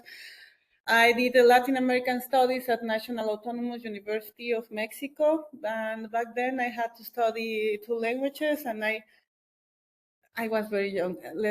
I was very young, so I had to study 2 languages. And I'm telling you, I was very young because back then I refused to learn English because I thought it was very imperialistic language. So I decided to study Russian. You see? You see the joke? I mean, it's very straightforward joke. I know, but I was too young, so let me be. But in 2022, you found out that Russian is also imperial. I did, yes, totally. No, I mean, I actually, I wrote a book in the Spanish language explaining the whole process of me realizing how imperialistic a Russian language is. But back then, when I was 18, 19 years old, to me, it was all new, it was just an adventure and an alternative to the imperialism that we have to live with in Latin America, which is USA imperialism. So it's also a matter of positionality and whose imperialism is the one that affects you the most. I think it's contextual. It can be different in different contexts. Of course. So, and that's why it's so interesting. Yeah. Imperialism is Russia. Of course. But I had no idea back then, Which country you are? But Africans is the British. Right. So you get me if I refuse to learn English. So yeah. I'm totally understand. So well, and also did some Portuguese because well we have the Brazilians there, and it's also imperialistic language, of course, but at least it's the one language you can dance with, right? It's I mean, try to learn Portuguese. It's a very beautiful language. Also, Spanish is nice language. Why not? Also imperialistic. Yeah, it's also imperialistic. Yeah, well, but what? But in the past, right? Yeah. Now, I mean, it depends. It actually depends the which dialect you decide to learn. But I mean, it's a different discussion from the one that we might have today. Then I did well. Back then, I started working as a translator, and my first job was documents from Comintern regarding the chances of developing revolution in Latin America. So it's very interesting discussion. I'm not going to talk about that today. So I became very interested in Soviet Union, but like also these tensions between the center and the peripheries. And I mean, I was 20 years, I mean, a 20-year-old woman trying to figure out what to do next. Then I enrolled at MA in Chinese studies, again, another imperialistic language. And so, well, I did 2 years of Chinese, and I decided that I want to devote myself to Central Asia. I mean, I got a fellowship back then in 2008, and it was very difficult for me to get a visa to the People's Republic of China because they had the Olympic Games. So it was like, it's like, if you are not going to the Olympic Games, then what are you doing if you are a Mexican, Like, I always look weird when applying for this kind of visas, for research visas. So that was the first time I came to Central Asia, and that changed my mind. I mean, I remember being in the back then I had to apply for the Russian visa, then traveling to Moscow, applying for the Central Asian visas, and then traveling here. So first time I saw Central Asia was on the plane over Kazakhstan, and then I watched the steppe and these wild horses running, and from the plane. So I was like, I mean, I fell in love with Kazakhstan. That was how I decided that I want to develop my life doing research on Kazakhstan, only because it's beautiful. I know it's very emotional decision, but I think it's also a good reason to keep doing it. Then I went to Germany and I became a social anthropologist. I did my PhD at Max Planck Institute for Social Anthropology. I do research on diasporas in Kazakhstan, which is a very big topic here. And well, I finished my PhD and then I joined Palacký University in Czech Republic. And then I wrote this project. So today I'm going to tell you about this project because it's the example they asked us. Yes, so what? Not just open this one, yes. Yeah, well, no. Yes. How to... Oh, okay, well, we can go just online and then I just type it. So, well, I can start telling you the idea that we had at that moment is the big question for us in Czech Republic was how to develop a project on China without going to China. So how to study China from the outside. So we decided that we can do it not studying what happens in mainland China, but what happens in the countries that share a border with China. So it's a very huge project. We invited like 100 people from all around the world studying all these countries that share a border with China. And then we decided this is a project written from the anthropological point of view. So we decided that we want to focus on this on these four main topics, like the methods, like we had a huge discussion on the possible methods that we could develop to study such a project. You know, like we had political scientists, we had linguists, we had ethnographers, we had area studies. So it was international, and it was also trans or inter subjects. Very diverse. Very, very And diverse. you are the author, right? You are the author of this project. Right? I am the So author of initiated. I am one of the authors, but I mean, I am the author of the main idea, the theoretical proposition. The theoretical proposition would be the very first topic, which is the very first word, which is Sinophone. Why to say Sinophone instead of Chinese? So my PhD was pretty much about how to think about China in a different way. And the Sinophone, as a theoretical point of view, looks at the power relations that can be read through the language. So the Sinophone takes all these discussions developed in the Caribbean during the second half of the 20th century regarding another word which is also very politically charged, is the Francophone discussion. Authors such as Frantz Fanon, such as Edouard Glissant, etc. All these discussion about the Caribbeanness and what is supposed to mean the Caribbean in the world history after the development of human trafficking from the 16th to the 19th centuries. So the Francophone is pretty much about the subordination of some people, the racialization of some people. So Schumacher, an author, I mean, it's difficult. Let's say ethnic Chinese who was born in Korea, but who actually works in the USA, she decides to taste how would it work if we pay attention to these power relations inside the Francophone and if we apply it with the politics and the social linguistics of Chinese language. So we decided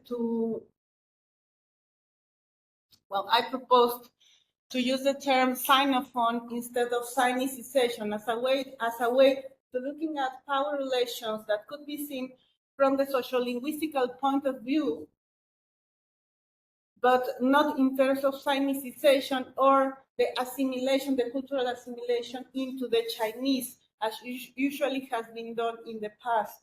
And some people still think about the presence of China in any country as an example of Sinicization. So we wanted to avoid this point of view of the Sinicization and still pay attention to the power relations that were developed in those places where the Chinese people went to invest, which is also relevant for Kazakhstan, I guess. So we took that, and actually, in the meantime, there was this Russophone studies, or this Russophone approach that is pretty Motny, I would say. So let me use the word in Russian just because I've been speaking Russian the last 2 months, so it's to me it's kind of funny to switch to English again. Especially it's not my mother tongue, so it's kind of funny. Today my brain is very funny. It works in a very funny way. So the Russophone does the same, and Naomi Caffey is the one who took Schumacher's approach regarding the Sinophone, and then she decided to use it also for the social linguistic imperialism, but in the case of the Russian language. So, but I'm not going to go there because we did this to study it in terms of the different dimensions of the Sinophone. So we had these these four main lines. The one is methods, how to have this international and also transmethodical team. And we had these international relations and geopolitics and so on. And we have these linguistic and cultural interactions. And we were also very interested on material culture. So we asked every single unit, we divided the group into 10 different subunits. And we asked every single unit to find stuff, any object that they could acquire for us to study later in a material culture study center that we founded there. So the idea of the material culture was also comparing. So maybe you can have the same stuff, like think in general terms, like the shoes. You can see the shoes that come from China, but then you realize how these shoes are different if you buy them or acquire them in Kazakhstan than if you do it in Taiwan or maybe in Russia. So this is also about seeing or providing some nuances of how globalization actually works. So it's not that globalization brings the same to all places, but it's also an adaptation of global trends. And it's also about logistics, and it's also about how to adapt. It's two directions. So you adapt your product to the local audience, but also the local audience ends up adapting their needs to what you are offering to them. So we wanted to compare that, and the only reason, the only way or the easiest way that we found was doing it through the material culture.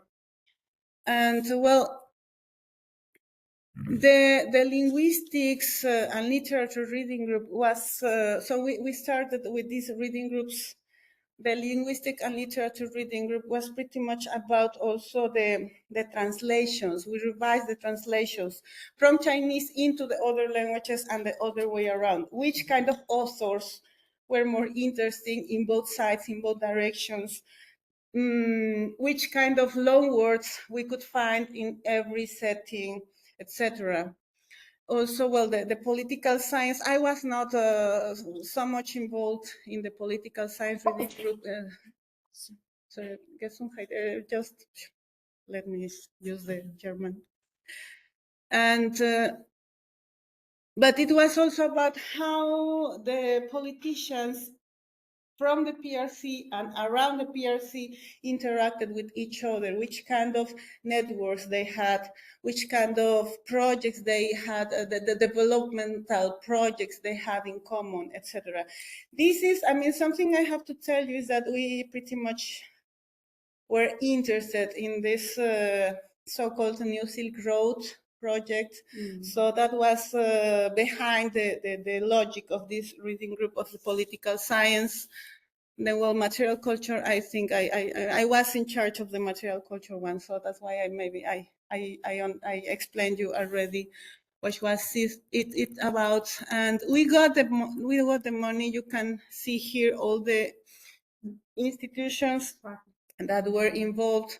We have even two in Mexico. Back then, I convinced the Center of Asian and African Studies at El Colegio de Mexico. Maybe you want to cooperate with us. I mean, I'm ready to start these kind of agreements if you want. And so that allowed us also to send our researchers from Czech Republic into all these countries and the other way around.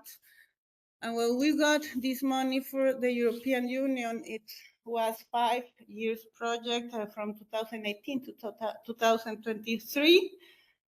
And well, I think somewhere yes. 5 years. Yeah, for 5 years, we promised to publish around 100 articles in the Scopus or Web of Sciences, and we achieved it, which, I mean, I still don't believe that we did it. For 5 years, yes? For 5 years, but this is for 5 years. I mean, we were very, very, very ambitious. Yeah, very ambitious, yeah. So, did you fulfill this plan?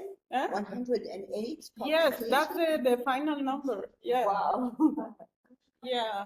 So, and it's only articles. I mean, besides that, we have several books that were published also, mostly in English, but also, well, in Czech language, because, well, that was important since we were based in Czech Republic. And the Czech authorities also required us to publish in the local language, which is also something that you might need to take into account while writing a proposal. So it depends also the requirements of who is giving you the money.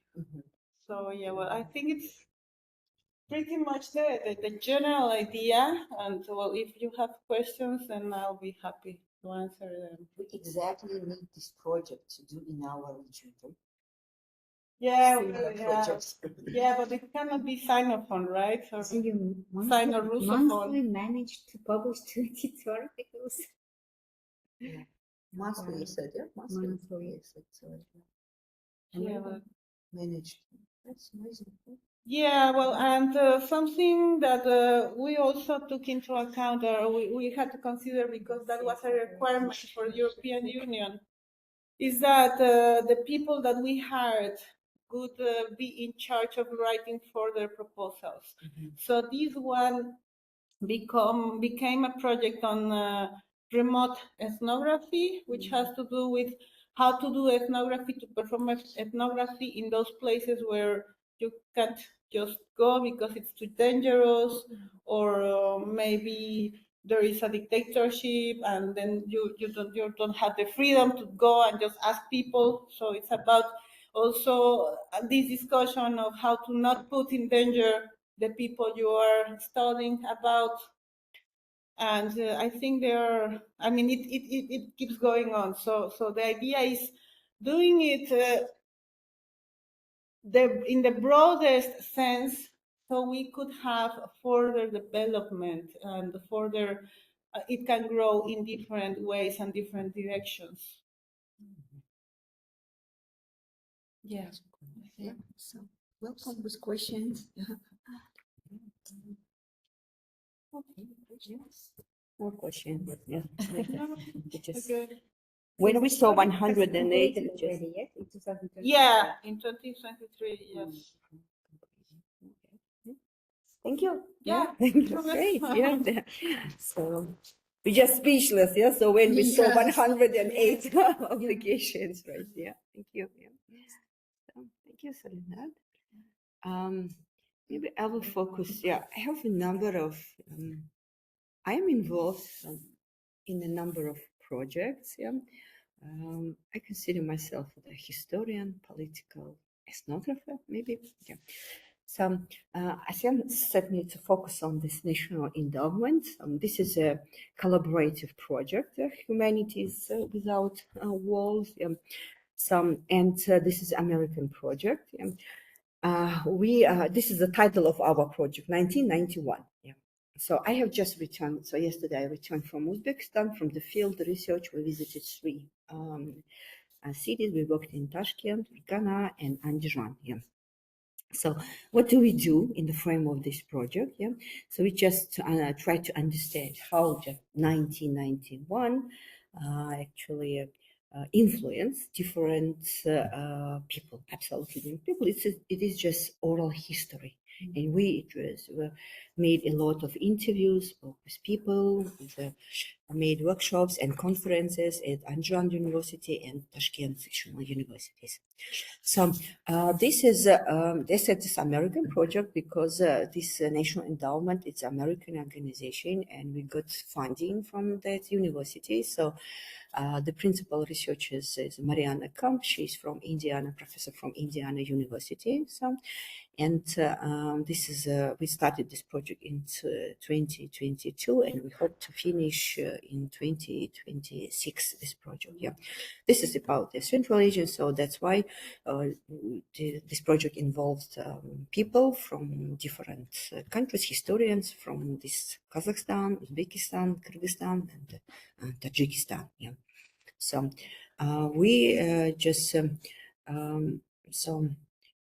and we our interviews, yes, it's part of the oral history. So, and we interview different classes of people, different ethnicities. So, in just in order to understand, yeah. So, how did this 1991 so influence people's life? How they changed their life? Yeah. So this is a very interesting one, and we're also just doing this edited volume in the frame of this project. Yeah. So, okay. There is no need to say yes how to apply to this project. This is actually to say if we have just you have partner from American University, yeah, so can easily apply to this this kind of grants, yes, in the United States of America. National Endowment, yeah. And they are rather generous, yeah. So here, this is the first one, yeah. So the second one is this one. So I also I was a recipient of this scholarship, the Oxford Society for Central Asia and Peace Scholars Fellowship in 2023. And so we just we studied so violence, intercommunal violence, yeah, and we got this scholarship, yeah. This sponsored by two organizations, the Oxford Society and the Peace Scholar Fellowship, yeah. So. And also, I want to say that just so actually, as I said, there is no need to say about the methodologies, how to write the conflict. Yeah. And then, I did actually, I have a very rich background in field research because I traveled a lot, rural areas along Kazakhstan, all the regions, as well as Kyrgyzstan, yeah, North and South Kyrgyzstan. I also did my research in Uzbekistan, yeah. So it's for me, it's not difficult to write this proposal, yeah. So, for how many years you gained this grant and the amount, how much? This project, yeah, this one or this one, yeah, this one. Yeah, both.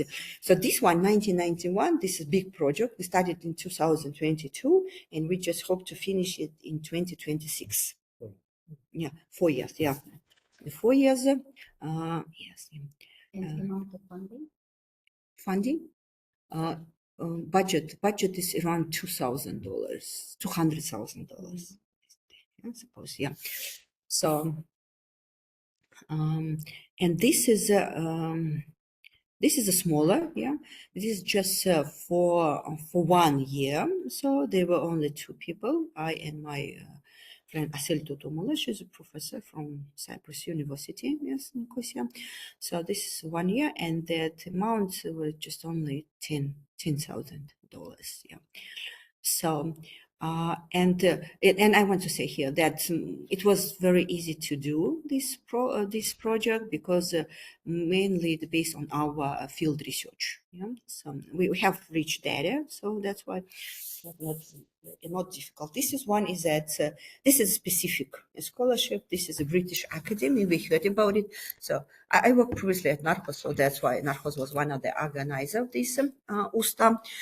So this is just it's I just took it from our website. Yeah, this is a mentorship program. Yeah. So what do we do during in the frame of this project? We invited PhD students, so young scholars, and helped them to write papers. So conducted workshops, and so there was kind of how to say it, competition. Yeah. So we just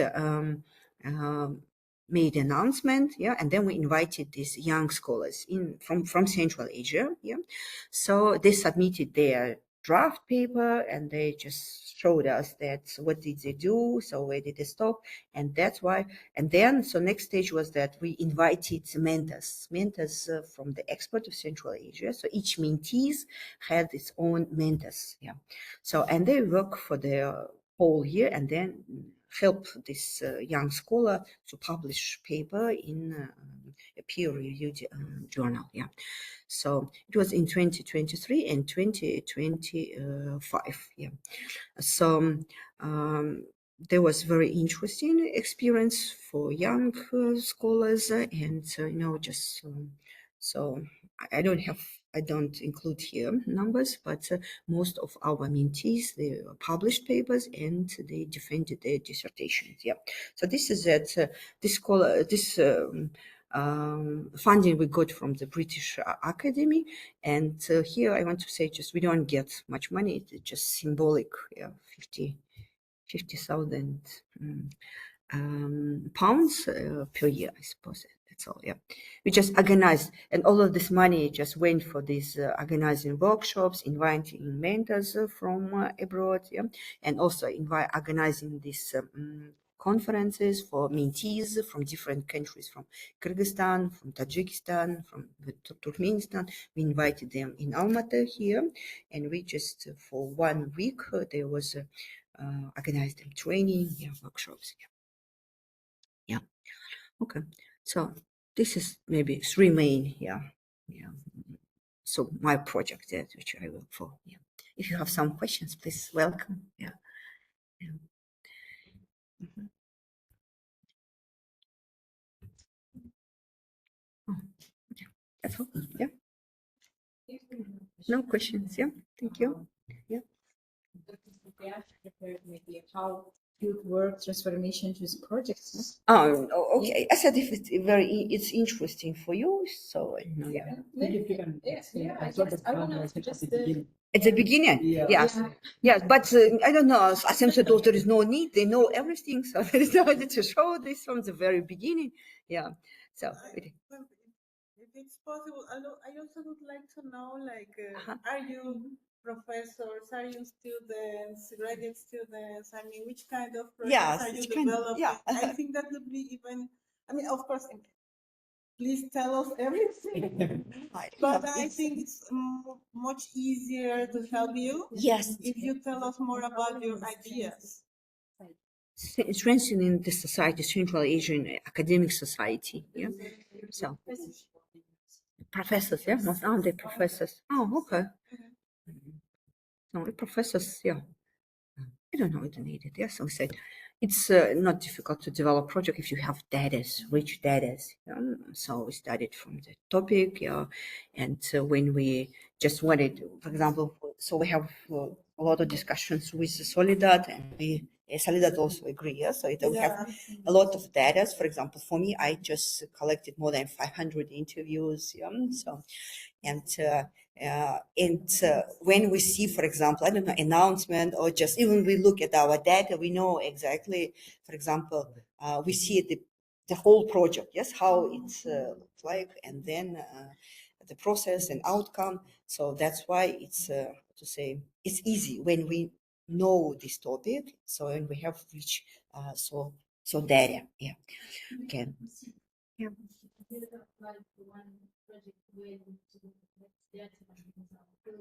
Yeah. Yeah. Oh, okay. For example, I have just completed my project on GEF, state funding, right? I was a principal researcher this project, a 3-year project from the funding by the government of Republic of Kazakhstan, and we did a lot of field research. We just visited rural areas in the south, in the north, in the east, and the west. So, and mainly we just mostly it was in the south, so where there were conflicts. So we tried to understand why this conflict starts, just intercommunal conflicts. Why did they start, and how to do and what to do in order to prevent this conflict in the future. So that's why we collected very rich data, made a lot of interviews, and we visited different ethnic communities. So, and we have this insiders, interviews, and so there were members of our teams who speak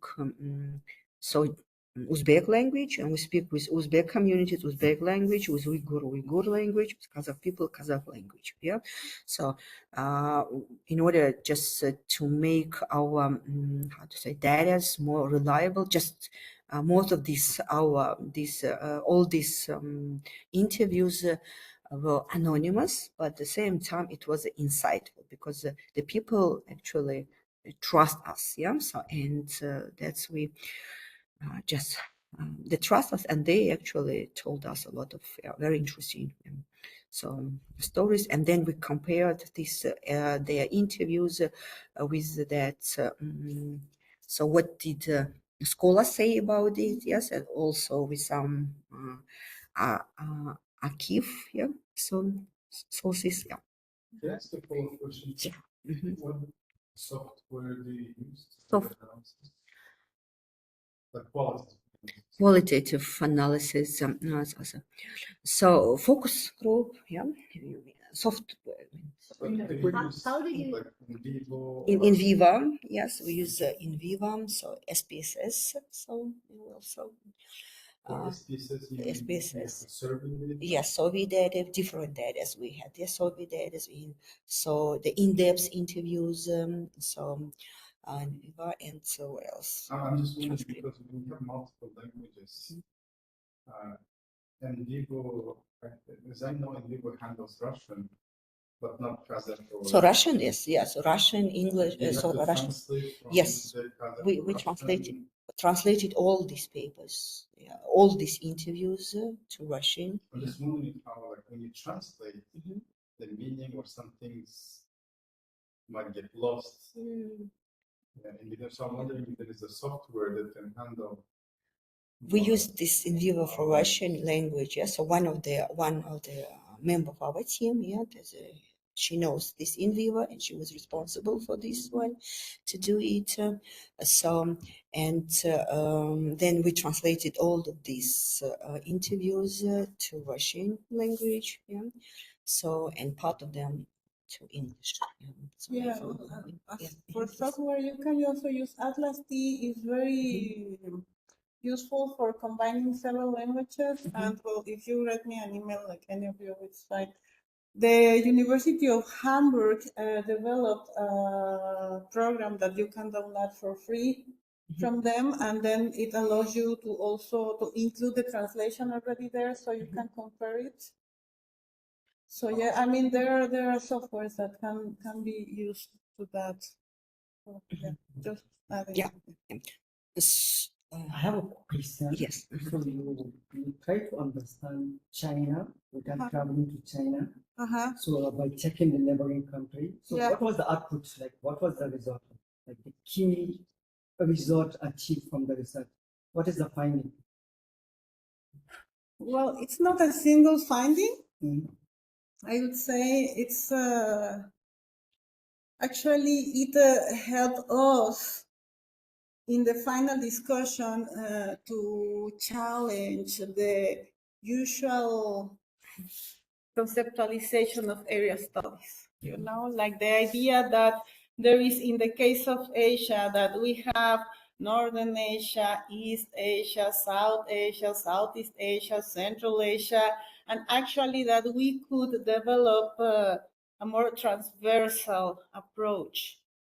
So we realized that there are topics in common that even though They might differ in terms of the language or in terms of the social meanings that it might imply. They are pretty similar. So this challenging these area studies was an approach that the area studies developed in the global north. It's actually a colonial way of understanding Asia. So it was, it was a theoretical discussion and it was methodological discussion, like how to think in a different way the area studies. Yeah.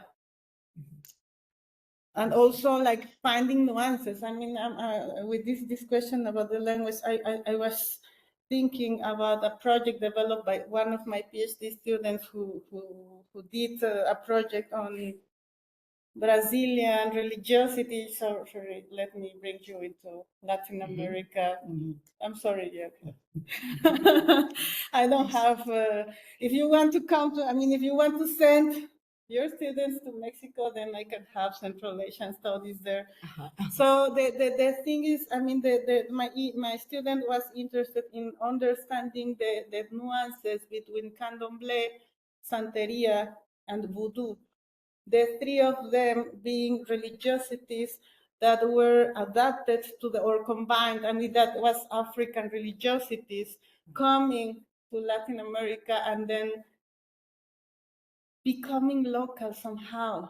So like regarding the question of how to collect the data or the relation between going to the field and collecting the data and then transforming it into a project, what my student had to do was reading history of slavery. He had to read, he had to learn 2 or 3 different languages just to understand the sources. And he had to also visit, fortunately in Mexico, we have a lot of the representatives of these 3 different religiosities. So he did a prospective fieldwork with these 3 religiosities. In the end, he decided to take Candomblé. But once he went to the field, then he had to read everything that was written on Candomblé there, everything that was written in other languages about Candomblé, and understanding these nuances and why Candomblé is about also the ancestors. So why if an ancestor that it's neither Catholic nor African, but instead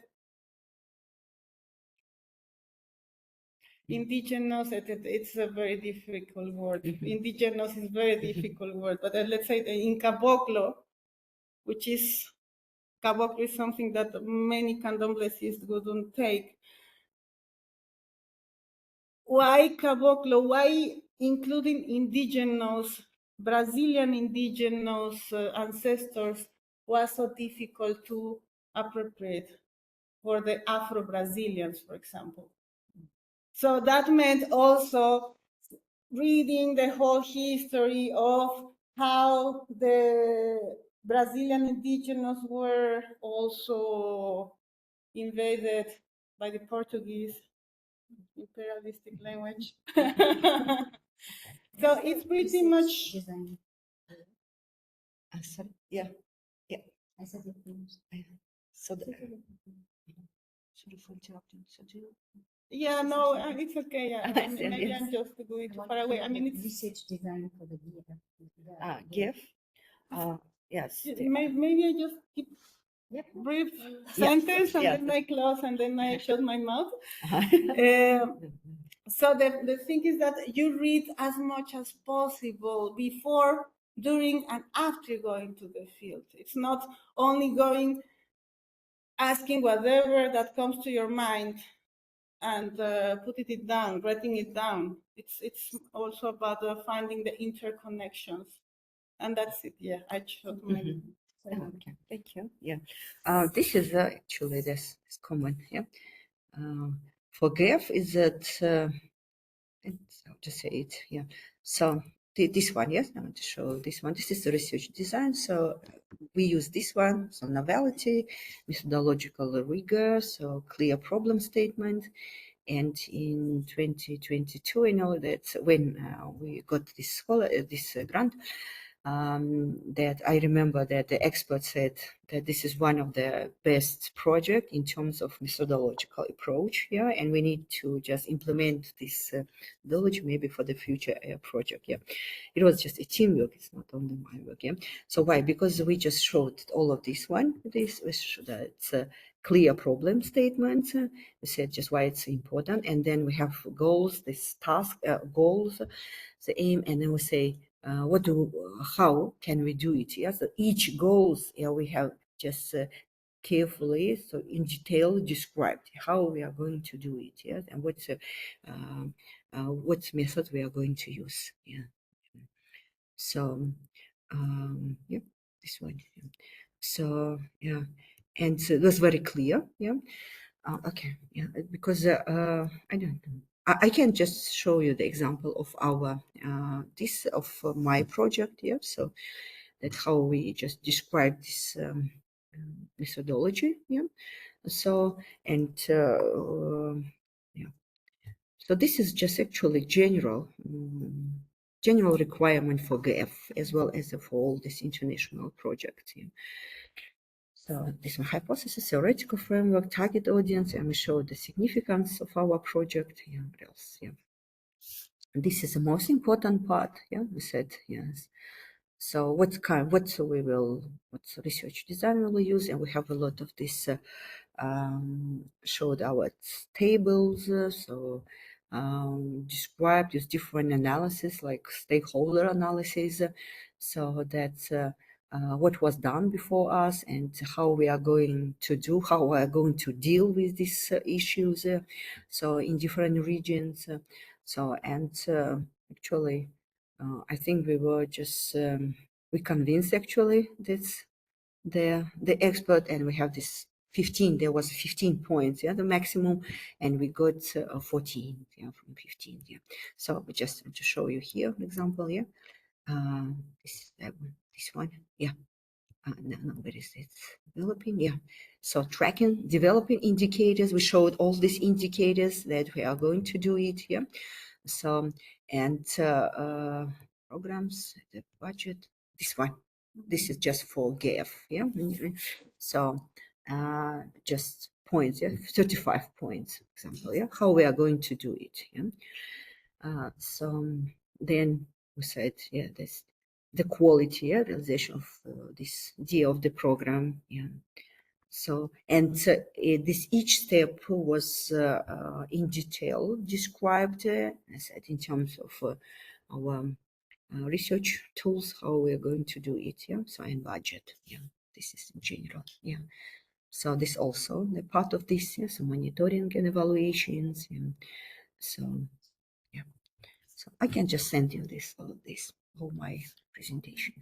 Now this is my presentation slide, yeah. Please, if you have more questions, yeah, happy to answer. More interested in China issue. There's a huge, what do you call it? There's a huge flow of China to Africa. So I don't know, like I'm trying to like understand the impacts because of the huge flow of Chinese project and the Chinese in Africa. It has a two-sided story. Yeah. If you look out on the other angle, there's a project going on. If you look at the other angle, there's this very particular claim of modern slavery. We do the project, we give you the work, but then we are tied to the mineral resources where we have to like take a chunk of the. So I don't really have I'm a computer scientist. I don't really know the the aspects. So I don't know if you have any view like. This must be a very big project. Yes, about this. I think it's a project on that. Yeah. Yeah, well, we also were part of the social scientist group task, included discussing topics, keywords such as colonialism, but also neo-colonialism. I mean, colonialism, post-colonialism, decolonialism, neo-colonialism. So many of those interested in Africa were using pretty much the same word as neo-colonialism. However, neo-colonialism in a Chinese code would be different from the neo-colonialism in the USA code, to call it somehow, like, because the neo-colonialism that we discuss about in Latin America is the one from the USA, like you provide the developmental help, but then that implies that all these countries are going to have a huge debt that they have to pay. And then you make sure through all these different institutions that they never pay back. Or once they are about to pay you back, then you offer them again another loan, etc. Yeah, the Nigerian situation. It's a never-ending path. Yeah. But I think actually we should do more about. To learn more about. I was interested to see if you can work on it. Yeah. Get the story from Africa, more especially as I travel back home, talk to people. Yeah. Do the analysis. Oh, that would be awesome. That would be awesome. Yes, because in Mexico, and also I collaborate with people in Portugal who are also very interested on seeing, because this is a new trend in China studies, like China in Africa. Yeah, and I never say this, but also Chinese Central Asia, right? Yeah. I didn't say that. Yes, okay. Thank you. Yeah. I wonder if you have interviewed or observed individuals who immigrated from China to Kazakhstan or Uzbekistan, whose nationality is Kazakh or Uzbek or Migrants, yeah? You mean just Chinese? So returners. Oh, well. Yes, you question too.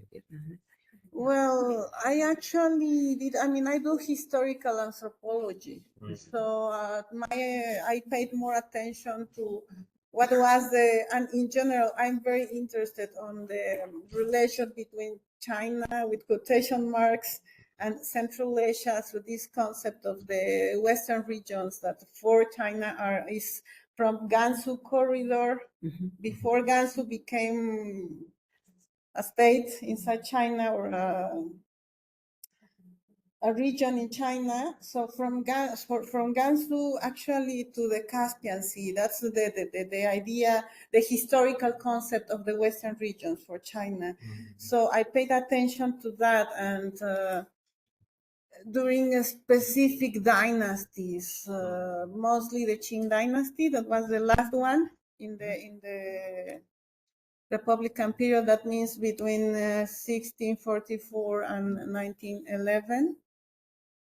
So, which also happened. It's the period of the imperial expansion also of Russia into Central Asia. So I was very interested in paying attention to these interactions, how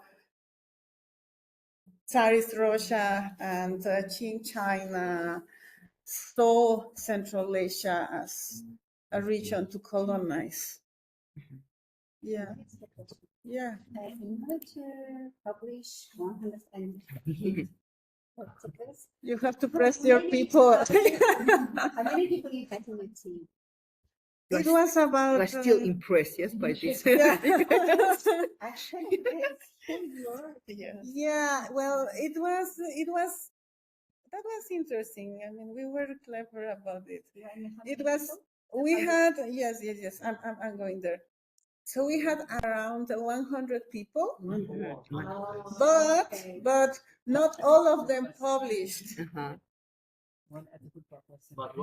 Not all of them published any paper, because some of them, like the key researchers were in charge of coordinating a team, and then you had several teams, maybe. Yeah, we had different countries. Yes? Yeah, we had from different countries, and then we had the head of each of the teams, and then about 3 or 4 postdocs Those were the ones in charge of publishing these 100 articles.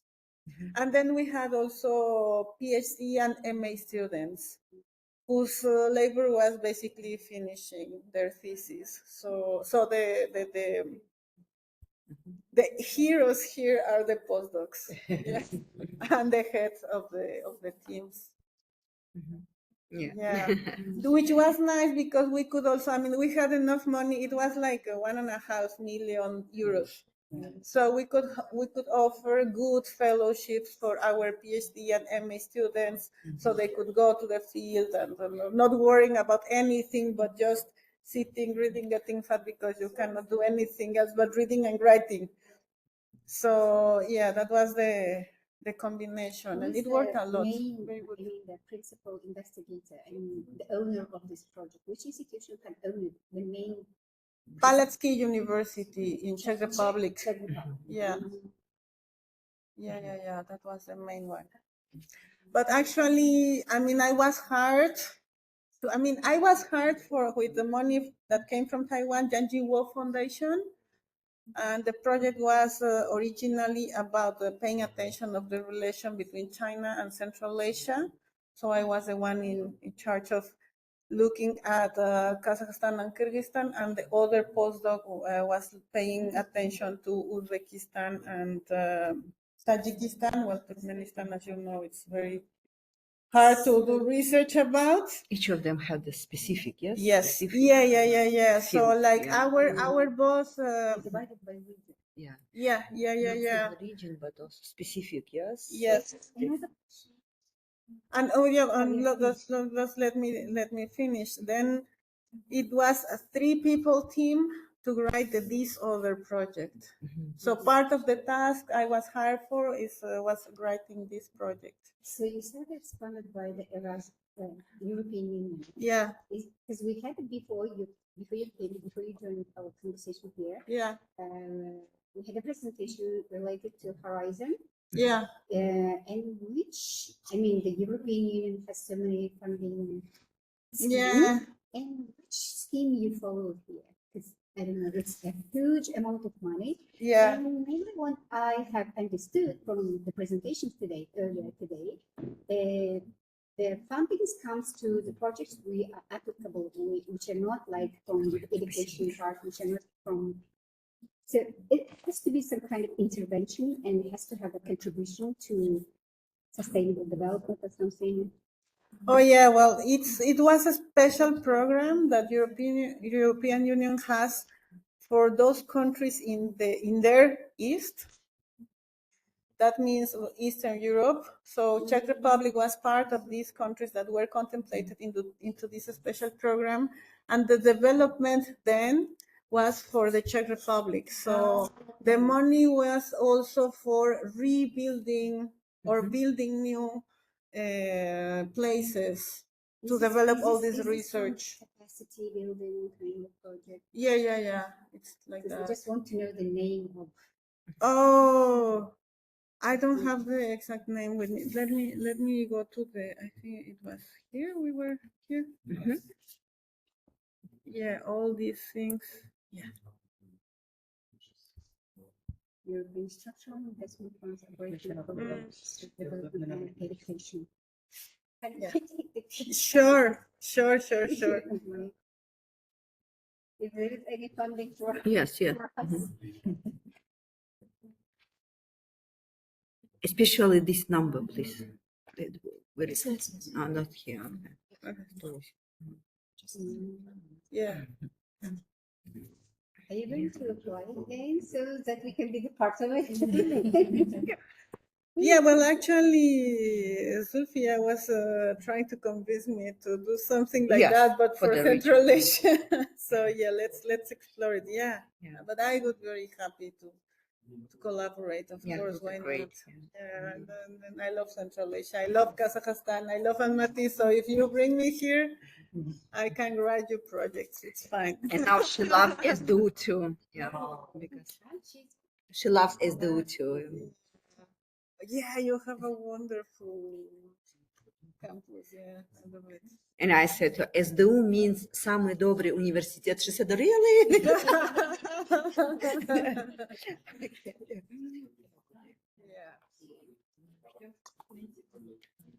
Yeah. Yeah. So thank you. Yeah. Oh, okay. Yeah. Thank you so. Yeah.